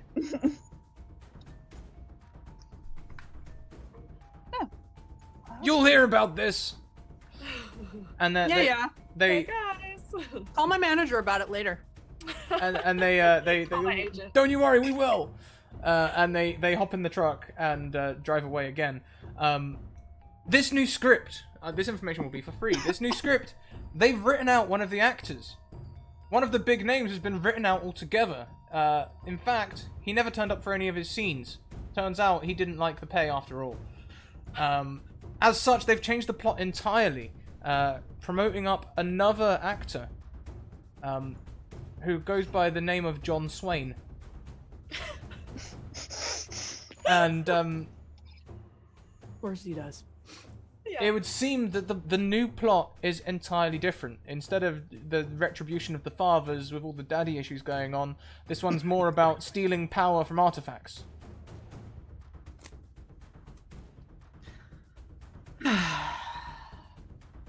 We have to find the real Jade idol. Man, I had my motivation all figured out too. This sucks. Yeah. This is not what my agent signed me up for. Mm-mm. I mean, the way I see it at the moment, you have two options. You can either head to set 4 and do this, or you can head over to the director's office and. You know what? Director. I think I want to go talk to the director. Yeah, I wanna go do This is my first big role, and I'm upset. Right. We have a truck now, right? Oh Is yeah, the those truck guys still left their there? truck. Who's Oh. good at driving? Who's of I driving? think I am. I've just been doing like various odd jobs around the back of the set this whole time. There's only one problem. They took off with the keys. Damn it! Who knows how to hotwire a truck? Can I just say that I do? Yeah, sure. Why not? Let's go for let's everyone roll 2d6. Anyone who gets two successes has the ability to hotwire a car. So close. Oh. Ah, Are we discovering Oh God. that only Jess can hotwire the car? Oh no. Okay, so Jess or Bruce, Aki or Bruce, either of you can hotwire the car. I mean, I did a lot of things in my teenage years, apparently, which are not yet over. Choices were made. I got this, guys. Hang on. Here we go. Hot wiring. Okay, should be good. All right. Everybody in? Woo! That hot Alright. air blasts at you for a second until it starts to cool. For the first time in hours, you feel the fresh aircon hitting your face. However, there's only room in the cab for 3 of you. So 2 of you must stay outside in the heat. I'll stay outside in the heat. I'll stay outside in the heat too. Okay, so Bruce and Jade volunteer to stay outside in the heat. Nice. And the rest of you can hop in the cab. Soon we pull up outside the director's office. It's a porter cabin.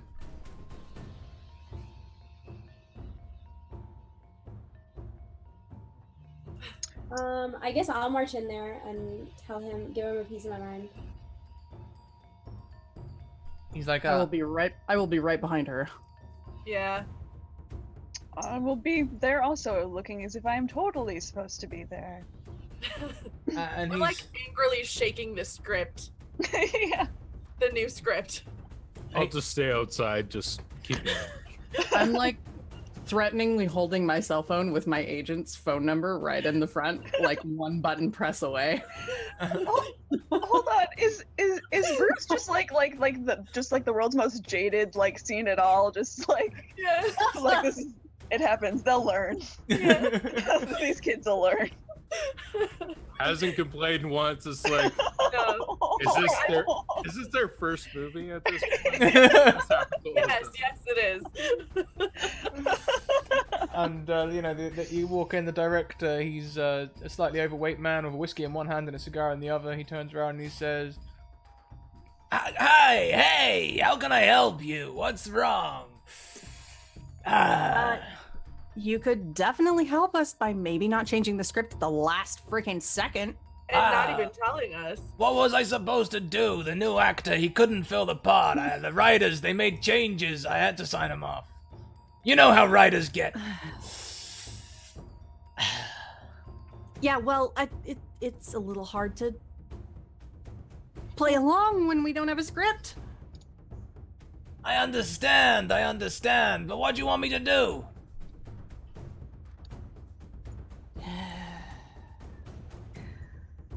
Cast a new person in the part is usually what most. Yeah. Recast it. You should listen to her. She's really smart. She knows like everything about this Maybe set. she should be the director. Who is this girl?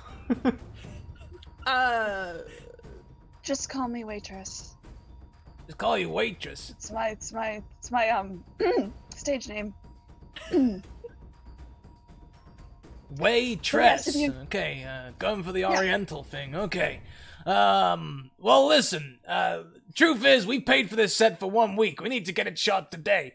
So there's just no time. We wrote the script on the fly. If you want to get paid, we gotta get it done. Okay, my agent's super not going to be happy about this because I have to be ready to get to a concert in like 24 hours. We were supposed to be done today, but if I have to learn a new script, that's a huge problem. Yeah. Well, it's called improv. Just head over there, get the scene shot, you can go. Okay, but you're just gonna have to deal with whatever we come up with. Is that cool? I mean, that's pretty much where I was at the beginning. We'll do it, but we want a bonus. Yeah, for sure. And credits and actual name credits. Yeah, named credits for her, and I'm gonna. I want a bonus. Like a fake name because I can't guarantee the quality of this, and I don't know if I want my name on it, to be perfectly honest. Right. Yeah, when we say credits, we mean we don't want to be on them. Oh, except her. I would like to. Except for waitress. Yes. Yeah. She can have. Okay, my credit. so Put her essentially, name on my part. you want to give up all your credit to shoot the movie and give all the credit to waitress. But also, I want a bonus. Yeah, a bonus would be awesome. And just I'll give you a stage name to use that is not my other stage name. Thanks. I mean, sure, that's no problem. We can work something out. Great. I'll have my agent call you. Okay, so improv, right? That's what we're doing now. Yes, indeed. Yeah, just head over to set 4. You'll find your new big bad evil guy over there, waiting with a whole bunch of new mechanics for the fighting system. Cool. Oh boy. Do we have like stunt people for this one? Stunt doubles. Do I look like I'm made of money? Says Token on his cigar. You look like you're wasting it, but whatever. Fine, let's go.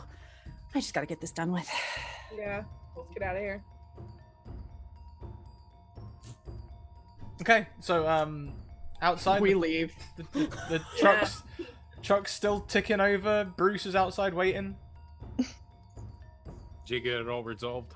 Yeah, apparently we're just gonna improv like a lot. Fantastic. Also, we all get bonuses. Mm-hmm. Yeah. Do you want to know your name on the credits, or can I take yours as well? I mean, just if you want to. I mean, I kind of want my name on the credits, but No, I understand, absolutely. Look, this is totally gonna be your first named role. Isn't that cool? That's exciting. Mm-hmm. Wait, like, what is your name really? Yeah. Don't make me come up with these on the fly. It's something really boring. Like it's like Jane, like Jane Smith or something. So she goes by waitress because it's actually like more recognizable. Yeah. Oh, hey guys, sorry, my Wi-Fi gave out. It's all good. It's Can you all hear good. me? We can. Yeah. So Okay, perfect. essentially, they spoke to the director. They all want extra pay, and they don't want to be credited in the script, except for waitress, who wants to be credited for everyone. So Do we get paid more? Climb that ladder. Yep. Bonus, no credit. However, we're heading over to set 4 without knowing the script. Yep. We're just gonna improv from here on out, Probably it. which is weirdly meta. This whole thing got real meta real fast. Really? This is meta on a level I can't compute anymore. No. There are 3 people here. There's my character, my character's character.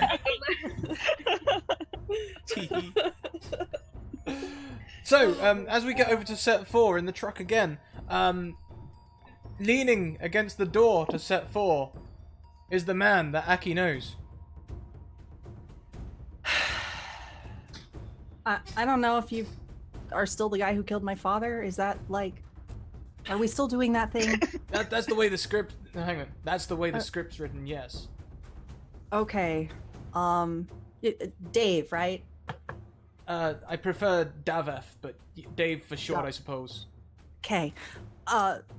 Like, if we're still cool with doing the whole "you killed my father" thing, I guess we'll just keep going with that. I mean, I've heard there's a big reveal towards the end, so I mean, if you're cool with it, I'm cool with it. Okay. We can stick with it for now. All right. Cool. Thanks. Good talk. Yeah, great talk. I'll go back to brooding. All right. He broods dramatically. We like gesture to like the cameraman, like, okay, we're good. All right, yeah. Come on, follow us. So his hat comes down again, covering his eyes. Yeah. There we go. Yes, Excellent. yes. Perfect. It's him. That's the man who killed my father. You don't Got this understand. time. Tell me what I don't understand. The idol. It's for the greater good. Who's What do you greater know good? about the idol? Oh, sorry, your line.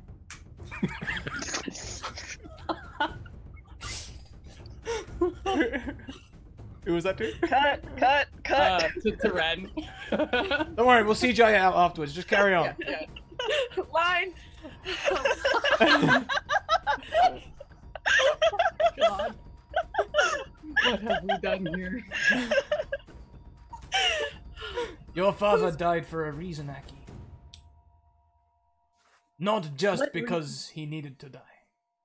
What reason could that possibly have been?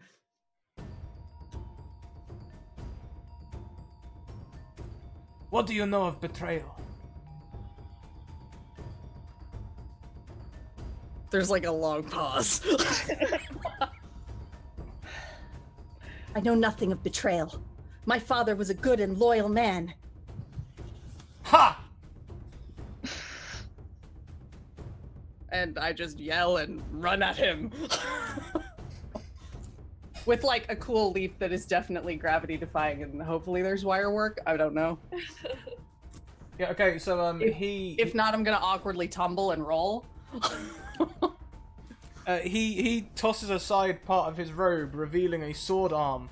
But no arm, just a sword, as he draws it with one hand. Oh no. We're pulling out the tropes. Oh boy. I've used this trope. Better than I did. Better than I did as well.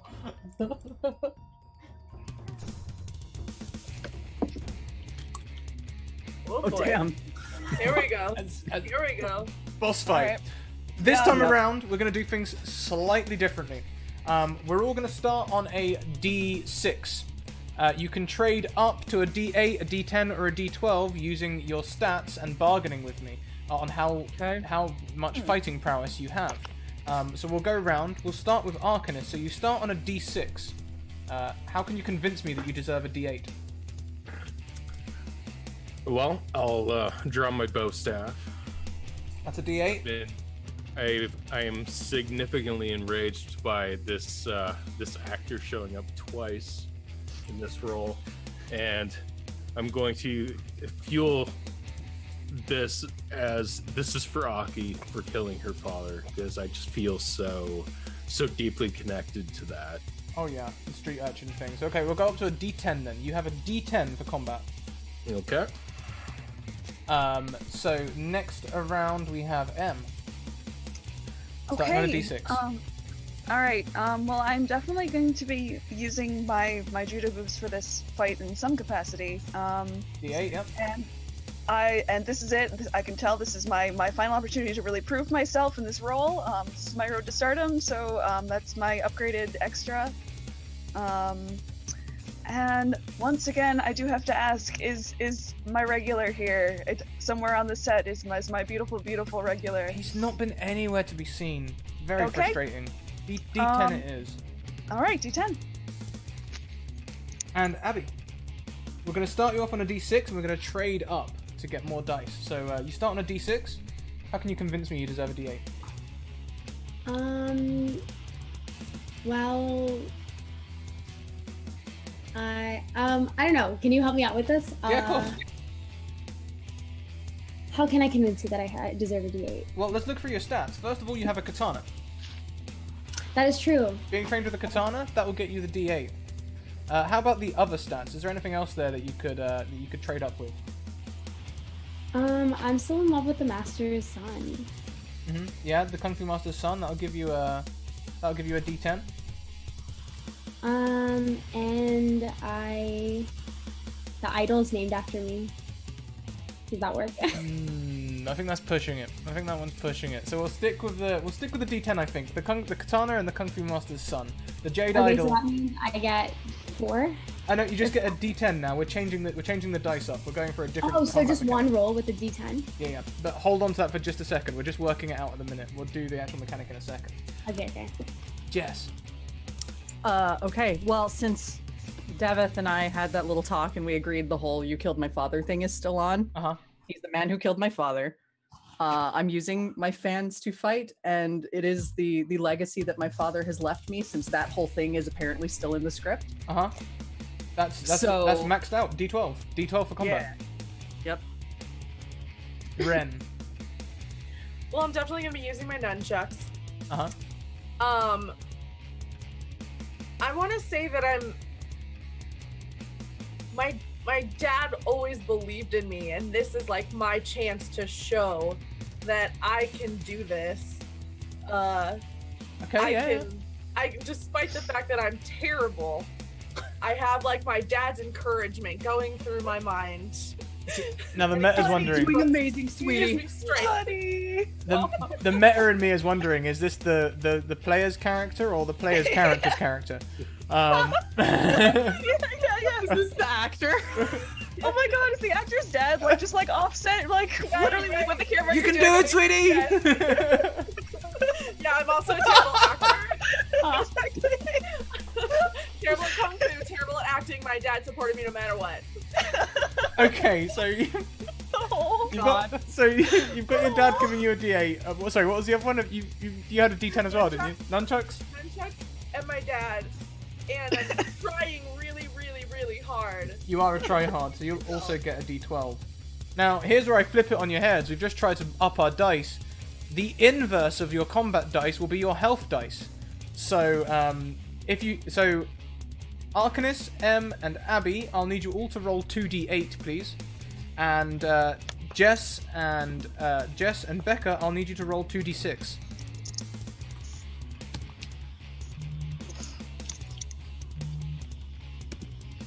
So we've got 8.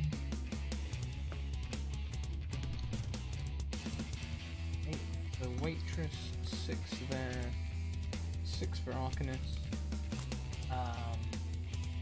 8 for Jess. That's incredible. You two both rolled 8? Wow. Hold on. Now we go into combat. So you'll roll your combat dice for this one. Everyone please roll one set of your combat dice, which would be your D10 or your D12.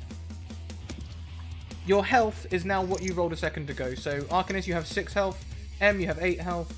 Abby, you have 6 health. And Jess and Becca, you both have 8 health as well.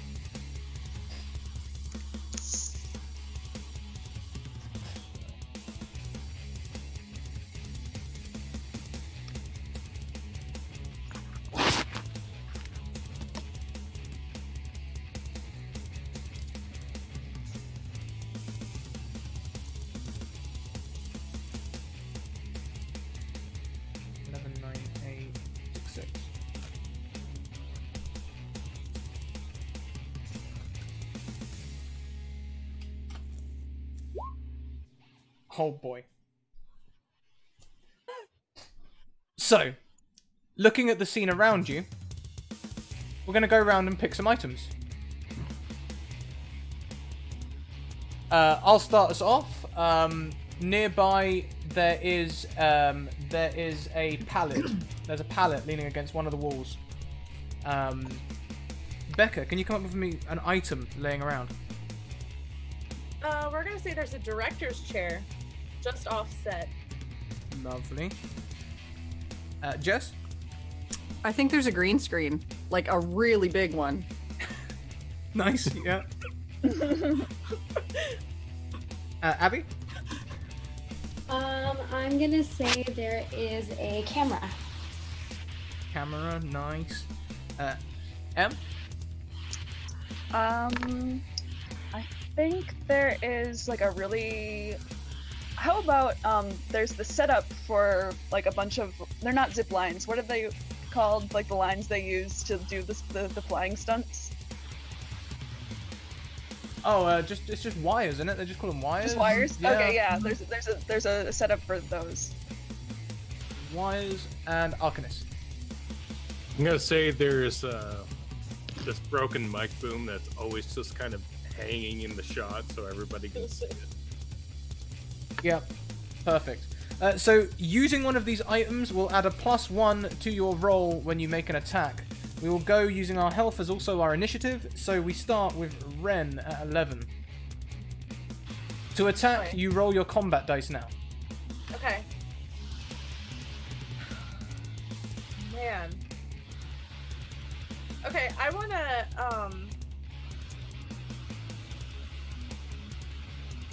I kinda wanna grab the big green screen and, like, tear it down from the wall and run at him and just try to, like, basically smother him with it. Okay, fantastic. So you're going to roll a 1d12 +1 against his defense, which will be the same as his attack dice, which is a d12. If you get more than him, you'll reduce his health.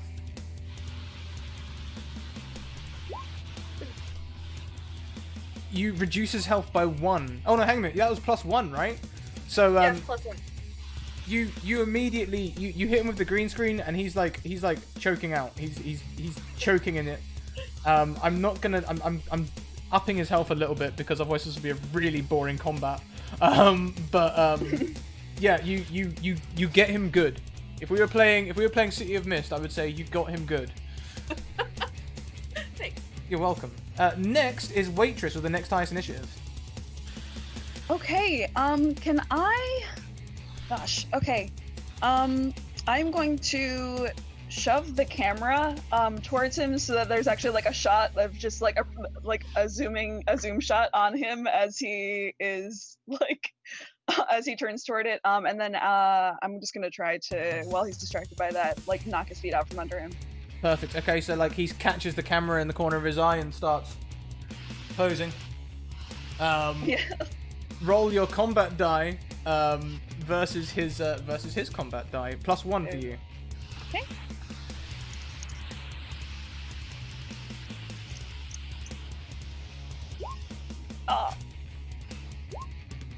My god, you get him again. You manage to trip him. He stumbles but doesn't go down, and he sort of cries out, "Wait, wait, wait!" But Aki, it's your turn. This is the man who killed your father. Okay. I think I'm gonna grab that broken mic boom and like twirl it over my head and swing at him.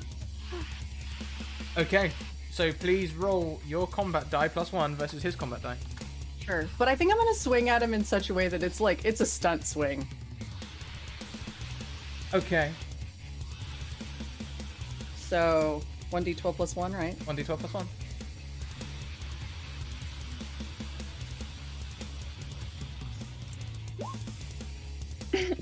Need I even touch the dice? You obliterate all of his health. Like, you've got like 7, no, more than 7. You've got like 9 points on him at this point. He hits the ground hard. And again, we go into one of these horrendous death scenes.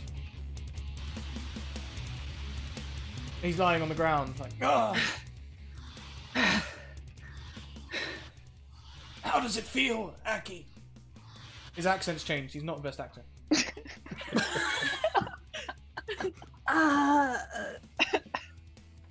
enough. We're gonna play the moment out. I'm picturing the shot of like the camera is on the ground and we're all standing over him.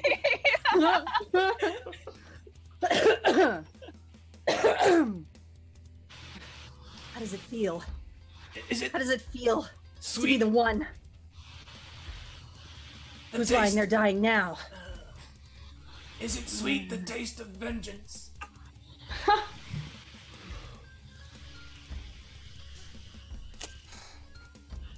I snap my fan's clothes and I turn and walk away dramatically from the camera. As you take 2 steps, he says,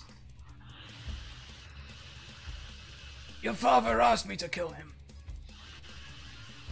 What? To forever seal the way of the Jade Dragon into the idol. Wait. Someone help him. He can't die yet. We need to get information.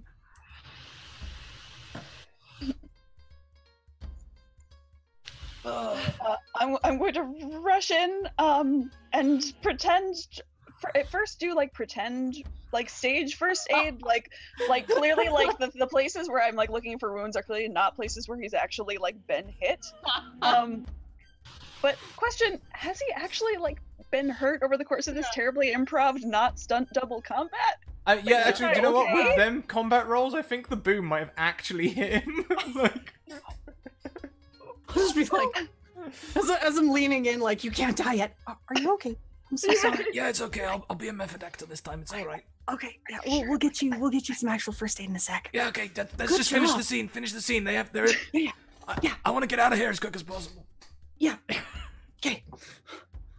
Somebody help him. We need to get information before he dies. The Jade Idol. It's full of your father's power. Where is it? The new boss is taking over. Again with the new boss. he points at Waitress. I think he's one of yours. His name's Waiter. God. I mean, we did tell Dave we were improving this from here on out, so. No. You will will look at Waitress. Waitress, you'll know that the emergency love plot extra that you have been looking for this whole time was also playing a waiter. Jesus. Curse your sudden but inevitable betrayal. Exactly. It's not the right moment. I think that's actually the line that I say. Yes. Waiter, how could you? Thank you. Okay. So now looking around this scene again, is my friend here? Well, you're outside of set 4, so he. Oh, we're outside. Yeah, Okay. it could well be. We have to go. Oh, I see. Sorry. Okay, well, there can only be one. And I walk in. Aki. You follow. Aki. I was successful. Your father asked me to train you to be a great fighter. The only way I could motivate you was through conflict. And my father proud. I can die happy. Just, arrange him with great respect and You arrange him, and as soon as the camera's off, he's like, "Okay, I'm gonna head over to first aid." and the camera's like fucked up again. Oh my gosh. There we go. Okay. The cameraman got a bit teary during that scene. Some water got on the lens.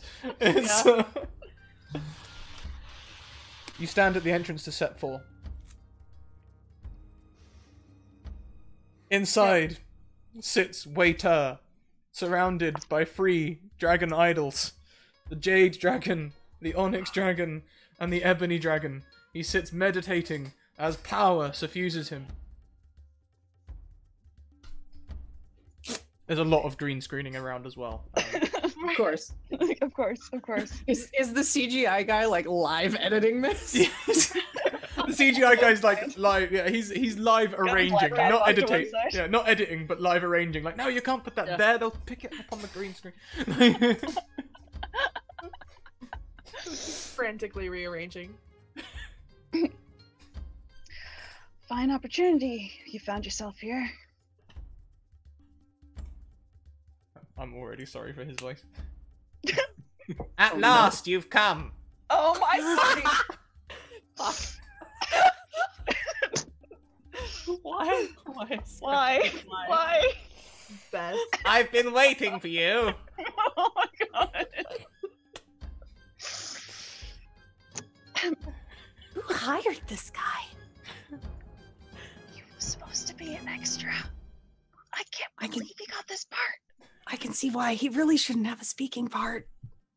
Clearly he's union.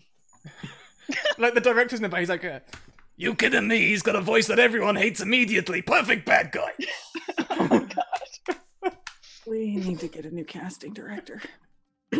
Right. Casting director. What's that? Oh god. Alright, let's just wrap this up. Yeah.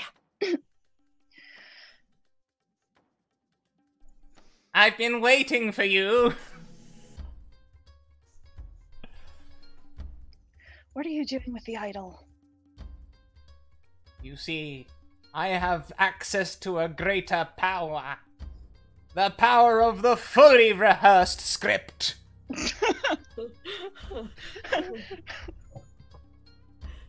And now Lucky you. you We're will, improvising now. That's one. That makes one of us. Yeah. now you will witness the. He's reading it off the script. Now you will witness the power of a fully energized kung fu master. God. And like the wire work, he stays sitting, but the wire work lifts him up, but it's a little bit like tilted as he raises up.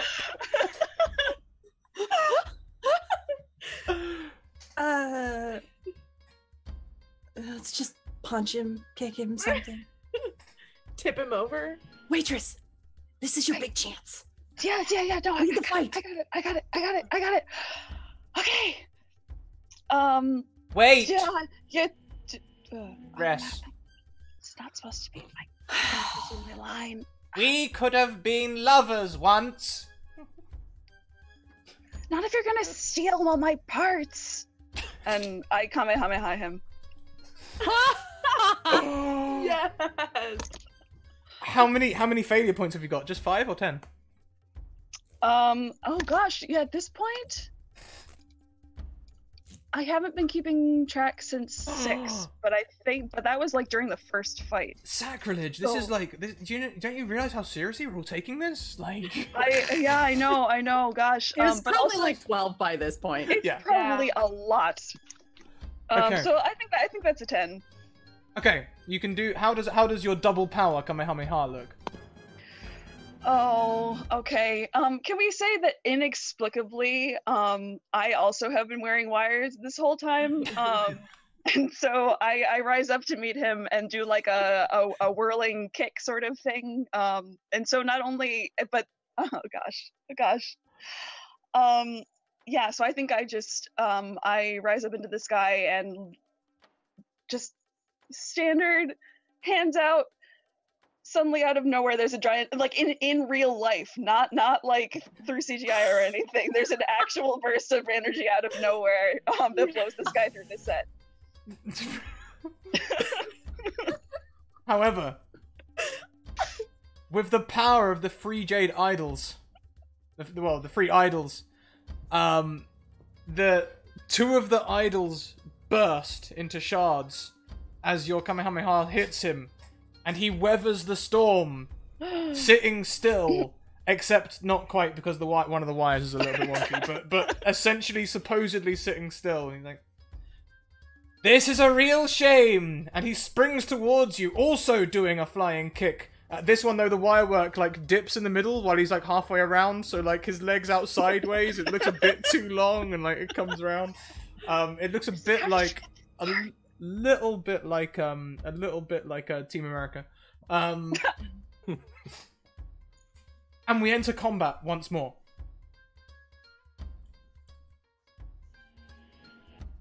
Gonna lean over to Aki. I'm like, did the budget for the effects just increase all of a sudden? That looked real, unless she's like maybe a stage magician or something. I don't know. Maybe. She's been pulling off stuff I haven't seen before. So. Are we sure she was only meant to be an extra? this director doesn't really seem to have his shit together, so who knows? There's been so many revisions to the script. Like, what's going on at this point? I don't know. This is like the last big fight. Let's just do it. And I'm Yeah. tired. lunch after? Yeah. What do you think? Yeah, And for that sure. sounds good. I call from way up above. Still hanging mid-fight. Still hanging. Smoking slightly. So, as the musical director quickly grabs another track, Live playing this too. Yeah. now we're going even more stages of meta. I think we're up to about 32 stages of meta now.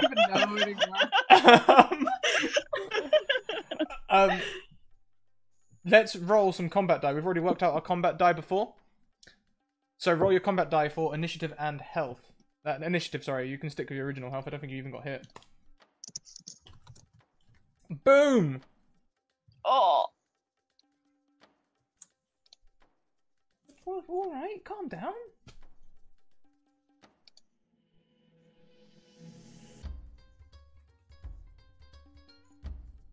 We'll roll Abby when she gets back in. Oh, M. Mm-hmm. Oh, It's okay. I just blew it all in one big old kamehameha. She's just recovering from the Yeah. actual magic. No, what's happening is that I'm now swinging wildly, so I actually can't quite get. You didn't quite count on coordinate my way back into this fight. Yeah. Like, a little help. I'm calling out to one of the assistants. A little help.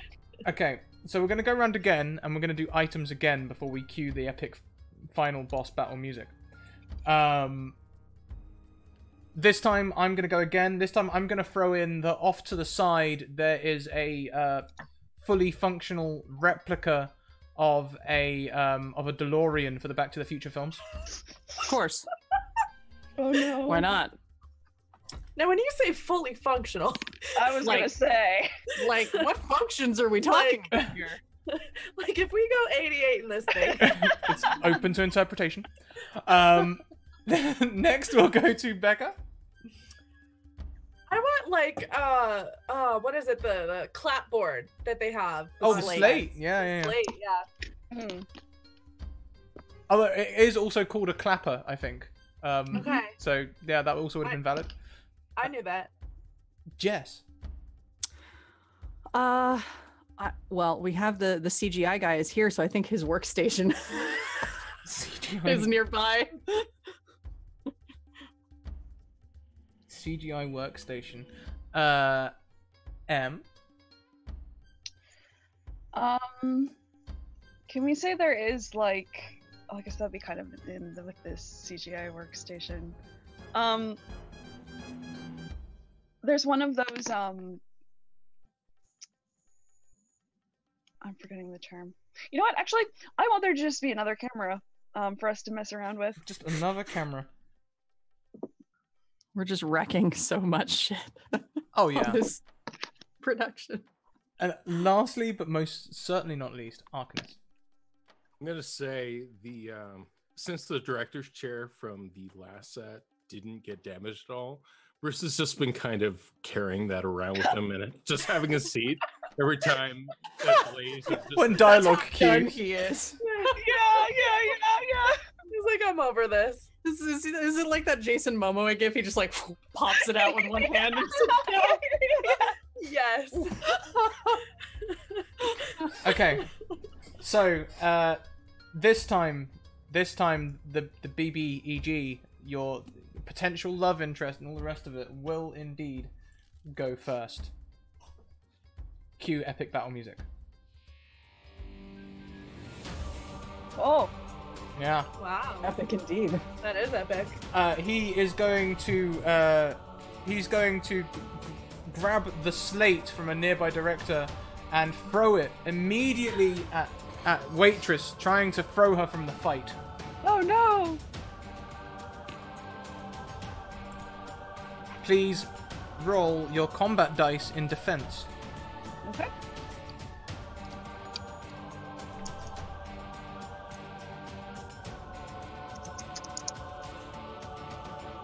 Please please drop 4 health from your health. Oh, okay. Oh God. That's not great, guys. No.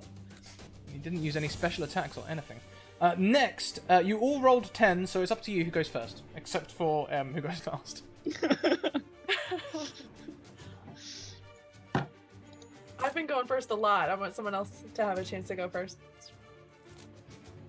I will say that Bruce, he actually was an extra on Back to the Future at some point. And he makes a beeline for the DeLorean, and he's going to grab that flux capacitor. Oh my god. Try his best to overload it and just chuck it at the bad guy. That sounds perfect. You can add a +1 to your attack dice. Okay.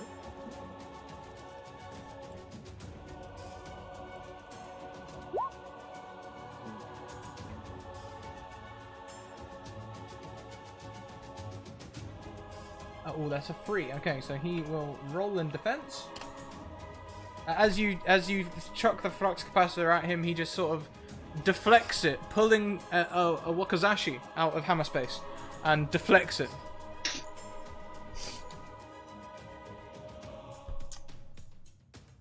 Next, Renaraki. I guess I can go. Go for it.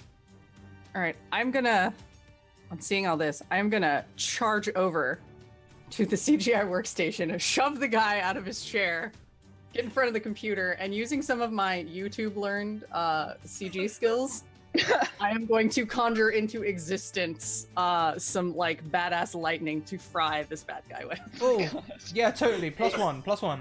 Nice. I had a lot of different things I was trying to do before I decided to become an idol, you guys.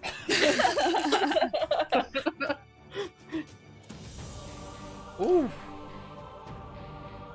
Impressive. You knock 7 HP from him, and he stands for a second. Ah! Not CGI, my one weakness!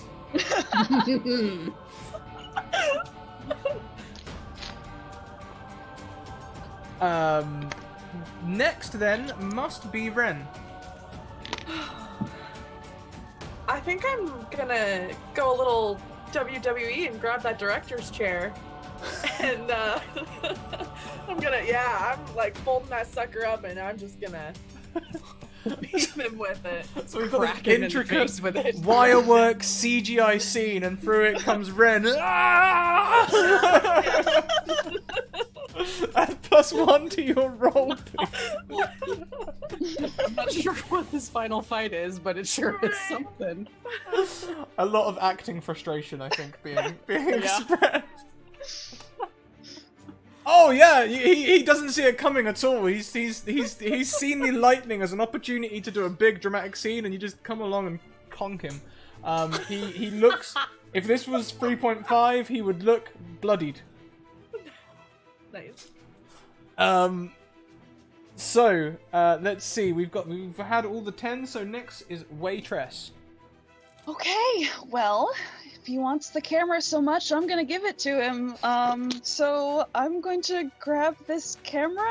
If I'm like wildly swinging around, I think I managed to swing near it. And just kind of like grab it. And with my apparently ridiculous extra strength, I'm going to grab it up with me as I swing back.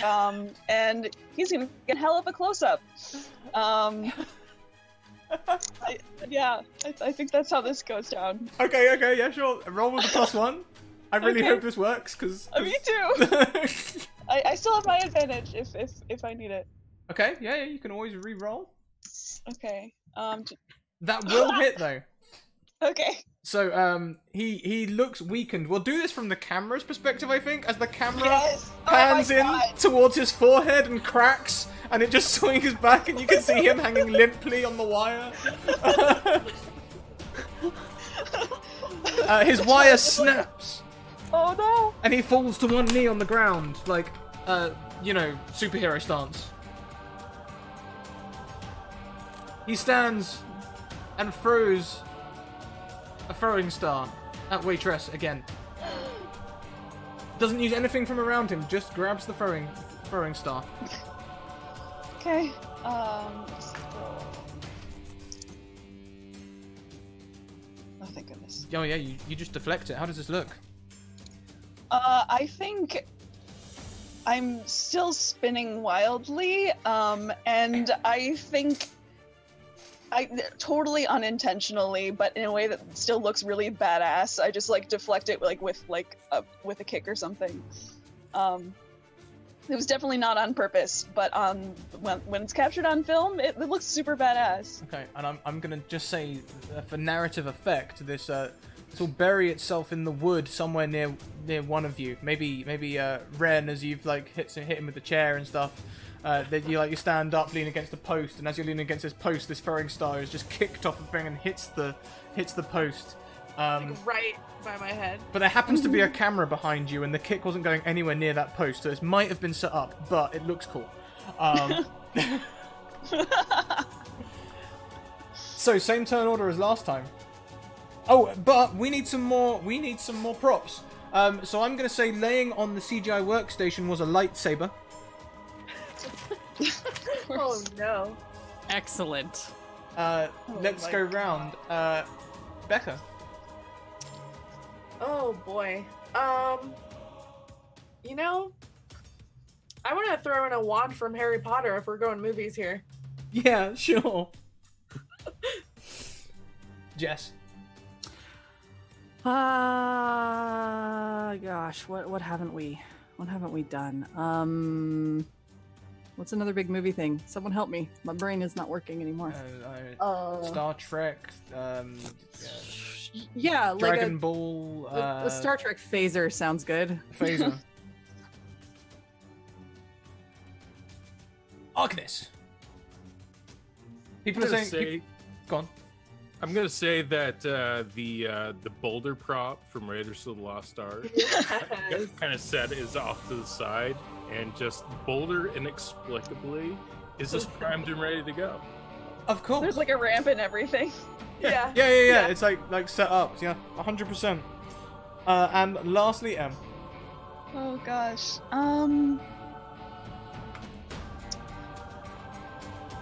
Oh man, someone help me out with movies. I'm blanking. Like the Men in Black flashy thing. Yeah. That's good. That's like good. the memory remover. Yeah, the memory wiper. Yeah. Okay. So he's already taken his go. He looks very low on health. He looks very bad. Who was first? I believe it was Arcanus, wasn't it? Yep. Think so. I'm just going to dramatically just swing my bow staff at the lever and just let the boulder do its thing. +1 to your roll.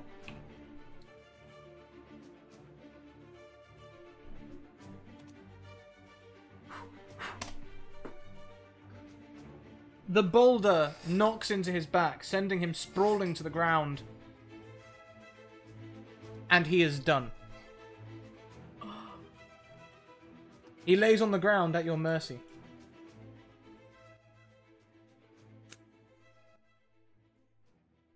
Waitress, this is your moment. Yeah, can someone let me down? Oh, okay. I'll take the lightsaber and just like wing it at the wires to cut her down. And catch her. I was gonna say, please catch me. That sounds really dangerous. Okay, go. Do it. Dramatic moment. At mine. You got this. Sure. Okay. Yeah. No. Totally. All right. Was it everything you wanted? I lost sight of what was important.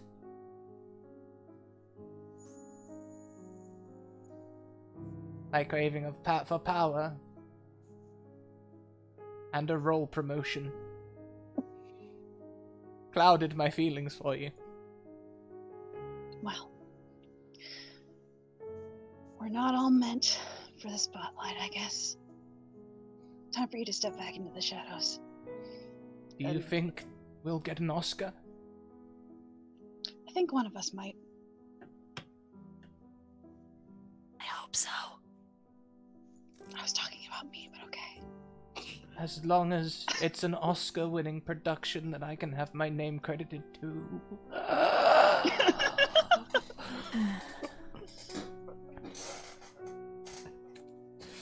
As he falls to the ground, the only idol left from the three that burst is the Jade Idol, standing in the center. Aki. The Jade Idol. Oh, right, yeah.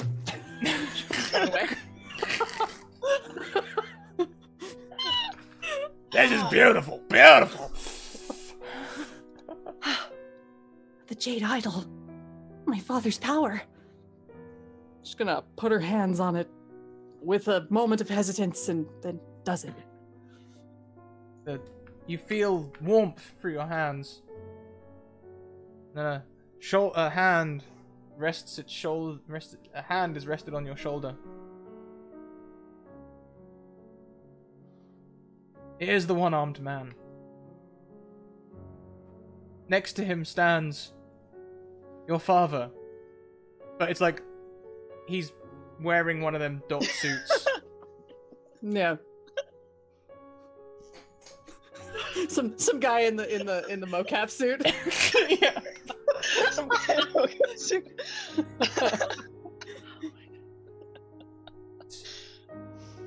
Aki, it's okay. You can trust Berenziah.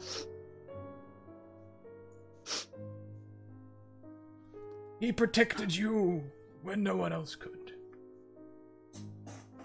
All this time. There's like lots of fake crying. Someone subtly hands her some eye drops. Yeah. I thought he had killed you, father. We thought it would end the curse. Now I realize it is the Jade Idol that must be broken. Destroy it, Aki. Destroy this terrible power. And Berenziah stands there and says, "Yes, you must destroy it. Otherwise, anyone could take all of this power for their own and become some sort of super villain or superhero." I think your accent changed again, but it's cool. Right. I'll do this. And she's just gonna grab up her fans and...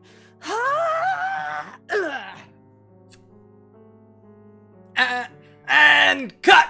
Perfect! We'll fade everything to white light there. Roll the credits. Oh, we're gonna make a lot of money. Cool. All right. We're done. Lunch, right? You guys? Yeah. There was talk of lunch. Let's do that. Yeah, for Lunch sure. sounds good. Lunch sounds good. I think that went really well. Yeah. I mean, all things considered, not half bad. You are great. Yeah. All of you guys. I mean, the like no script thing was weird, and I don't know. Maybe I'm just not cut out for this acting thing. But anyway, let's go have lunch. I hear there's a new sushi place down the block. Oh, sweet. Can I join you guys?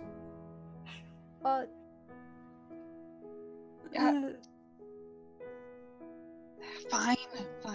I mean, You're paying though. I only got the extra pot because I was sitting in the right place at the right time. I'm a loner. Yeah, sure. Okay. Yeah, Dave, you want to come? Yeah, actually, that'd be quite nice. Yeah. How's your head? Sorry. about yeah, that. no, that's all right. I mean, You when want you some, like, sign up for these ice or- kung fu productions, it's you expect a little bit. I've got insurance; it'll be all right. Okay, Really cool. should have had stunt doubles. We really. Yeah. I mean, technically, I am a stunt double. Oh wow. Desperate times. Well, pretty good acting for a stunt guy. Yeah.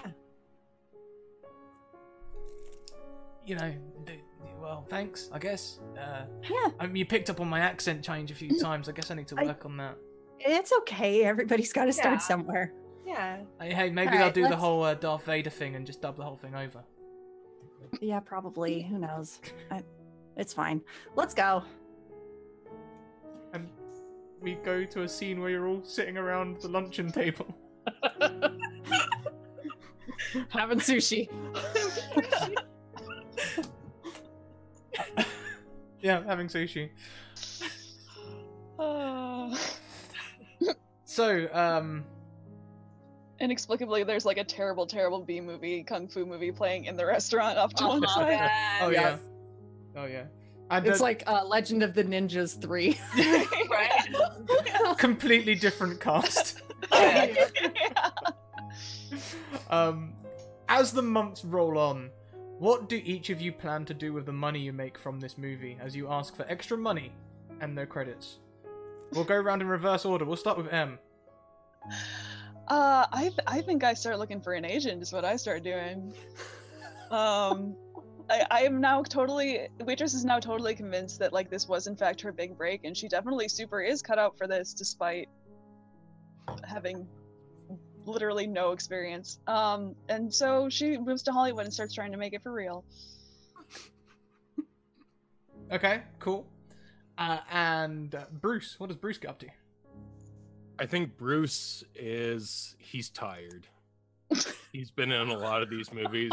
This one really, really pushed him. It's like the industry is just gone.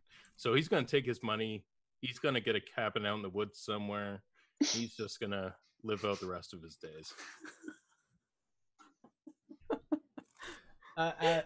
Aki, what does Aki do?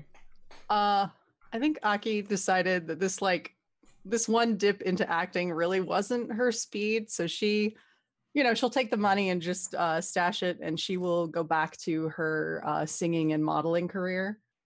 And the acting was nice try, but she's not really gonna do that. Yeah, of course. And last but not least, what does Ren do? So this was one of Ren's first acting experiences, and it went so sideways that she decides she's better suited for directing after seeing what a mess this movie was. So she's going to use her bonus towards the budget of her first film.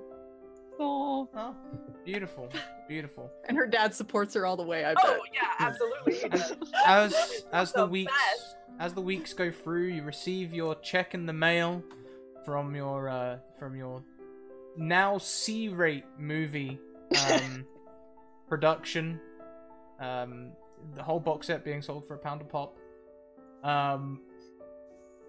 Each of you heads to the bank to cash your check to fund your dreams. And the check bounces. And that's where we end this stupid little game.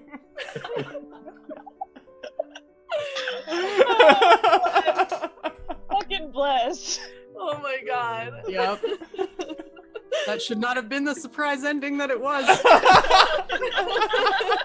Honestly. Why am I shocked? Why don't we go around and say hello to everyone? I'm hoping Abby will maybe be able to jump in before we finish off, so we could wrap up. If not, I'll just shout her out at the end. So let's go around. We'll go around in the same order we've been doing things. We'll start with Becca at the Dice Girls. What was your favourite part? Where can we find you online? And what are you getting up to at the moment? Holy bananas. This whole thing was fun. This was my first experience doing a one-shot. I promise you they're not all like this. That's a bummer. This was a total blast. Online, you can find me. My personal Twitter is at DreadPirateBex. And then right now I'm the DM for the Dice Girls, which is a podcast just starting out. There's 4 of us ladies. None of us have ever played D&D before, and we all are just kind of muddling our way through it in the most goofy, terrible, crazy way possible. And you can find us at the Dice Girls.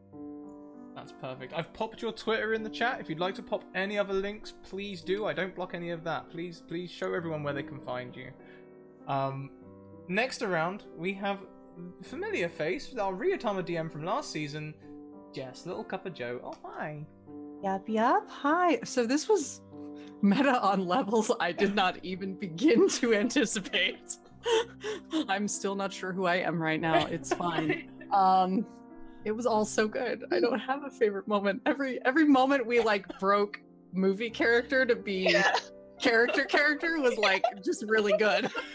Yeah. It was delightful. You can find me on Twitch and Twitter at Little Cup of Joe. On Twitch, I do a bunch of I stream some TTRPGs that I run.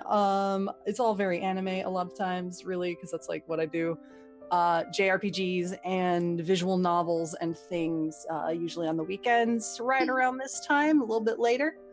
And then I just like do art and yell about TTRPGs, and I'm a voice actor and I do a bunch of shit. Follow me on Twitter; it's the easiest thing.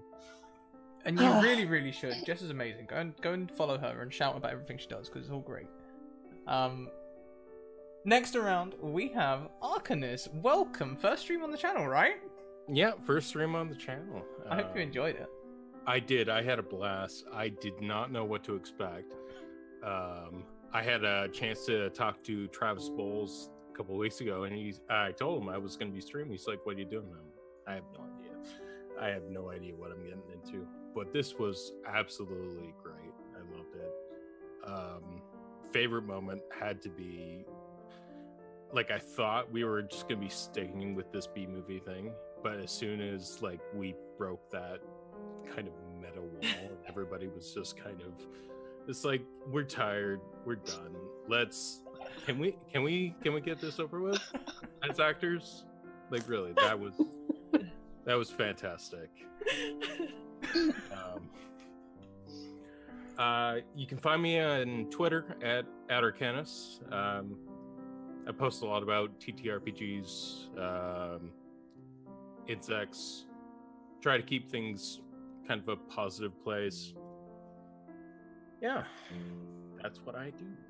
Awesome. Thank you so much. And thank you so much for coming and streaming today. It's a real pleasure to have you. Thank you for having me. Last around, we have E-Truffery M. Hi, yeah.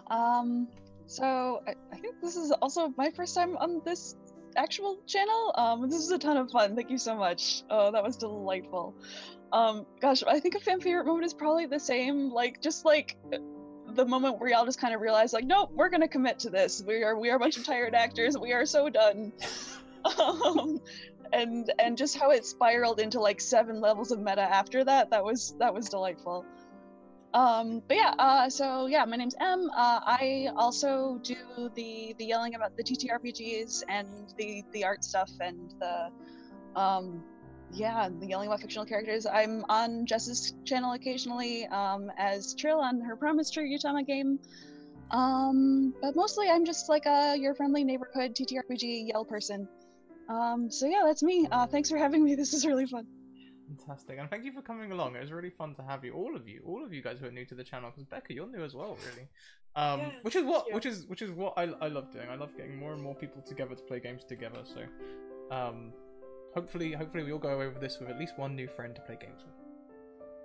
As for me, here are my social links. Go and check them out. Discord is where you can find the community. It's inclusive, it's safe, and we talk about TTRPGs and all sorts of other things. The latest thing in there is the Dice Porn Picks only chat, which has been absolutely buzzing for all our dice picks. So go and check that out.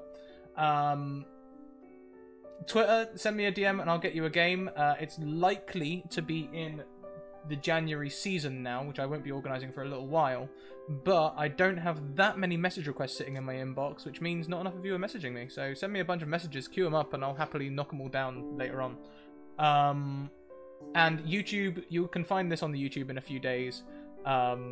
Also, you can find all of last season's games. You can find all of Jess's fantastic Ryutama campaign, which was on there, which was probably one of my favourite campaigns to play in because it was a new system, and Jess let me be as extra as fuck, and it was amazing.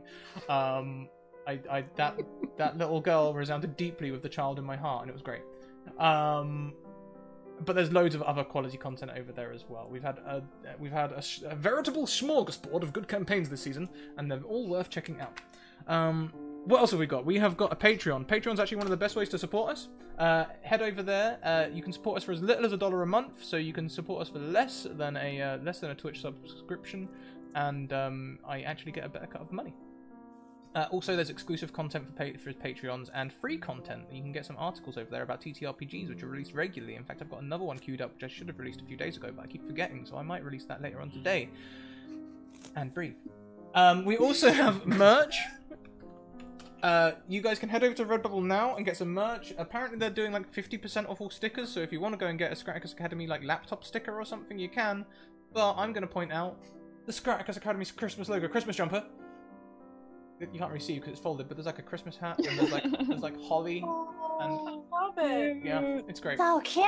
It is. It's great.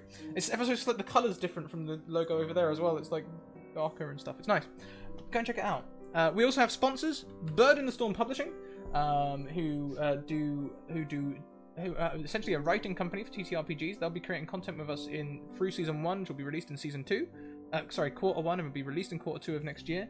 But in the meantime, you can check out their merch as well because their proceeds go to charity. So please do check that out. And also we have Mage Hand Press as sponsors. Mage Hand Press created the Dark Matter 5e expansion in space. So if you really like D&D 5e, that's the system for you, and you want to play something sci-fi, but you don't know how to get Battlestar Galactica, Farscape, Star Trek, Star Wars, Red Dwarf, Mass Effect, or Stargate into the game, go and check out Dark Matter, because I promise if you're looking for any of them, you will find them in that book. So do that. It's actually quite funny. Every person I've spoken to about the Dark Matter book who's read it, they've all come back with a different cipher. They're like, oh yeah, it's really like this, isn't it? You find what you look for. It's an interesting... Love that book. Yeah, it's not a paradox. It's something else. Phenomenon? It's an interesting phenomenon. You find what you're looking for. Almost says something about life, doesn't it? I've been awake too long. Yeah, it's heckin' late where you are. Yeah, well, I mean... Early as the case may be. We started streaming, what, 18 hours ago? I did get a 3-hour top-up before I started streaming today. Which actually has sorted me out quite well. I'm still feeling pretty energetic. Please sleep. I'm okay for a good few hours yet, I think. I've got a week off now, so I can like do all the stuff that I've been meaning to do for the channel in the background for a week. That's what you do on breaks, right? Scratticus. No. We are going to be heading over to Greg's channel tonight, where they are playing May the Black Cruisers Bloom with many of our friends, including Donathan Fry, Kiana, Alison Robertson, and Bill of the Forest. We're going to be bringing our raid cry, "This got meta really fast," and yeah, it did. Please spam all of the hype over there and say hello in chat. Keep on evoking emotions, everyone. This is it now for me for like a week. We come back on the 23rd when we are going to do 12 Days of Christmas with 40 games. 41 if you include the one that I'm doing over on Off the Table. Currently. I might do more games if you guys can twist my arm. I'm keen. Oh, and if you think today's bad, New Year's Day is going to be awful, by the way. We're starting at 9 AM on the 31st and finishing at like 1 AM on the 2nd or something like that. It's going to be great. Keep evoking emotions, everyone. We'll see you all later. Bye!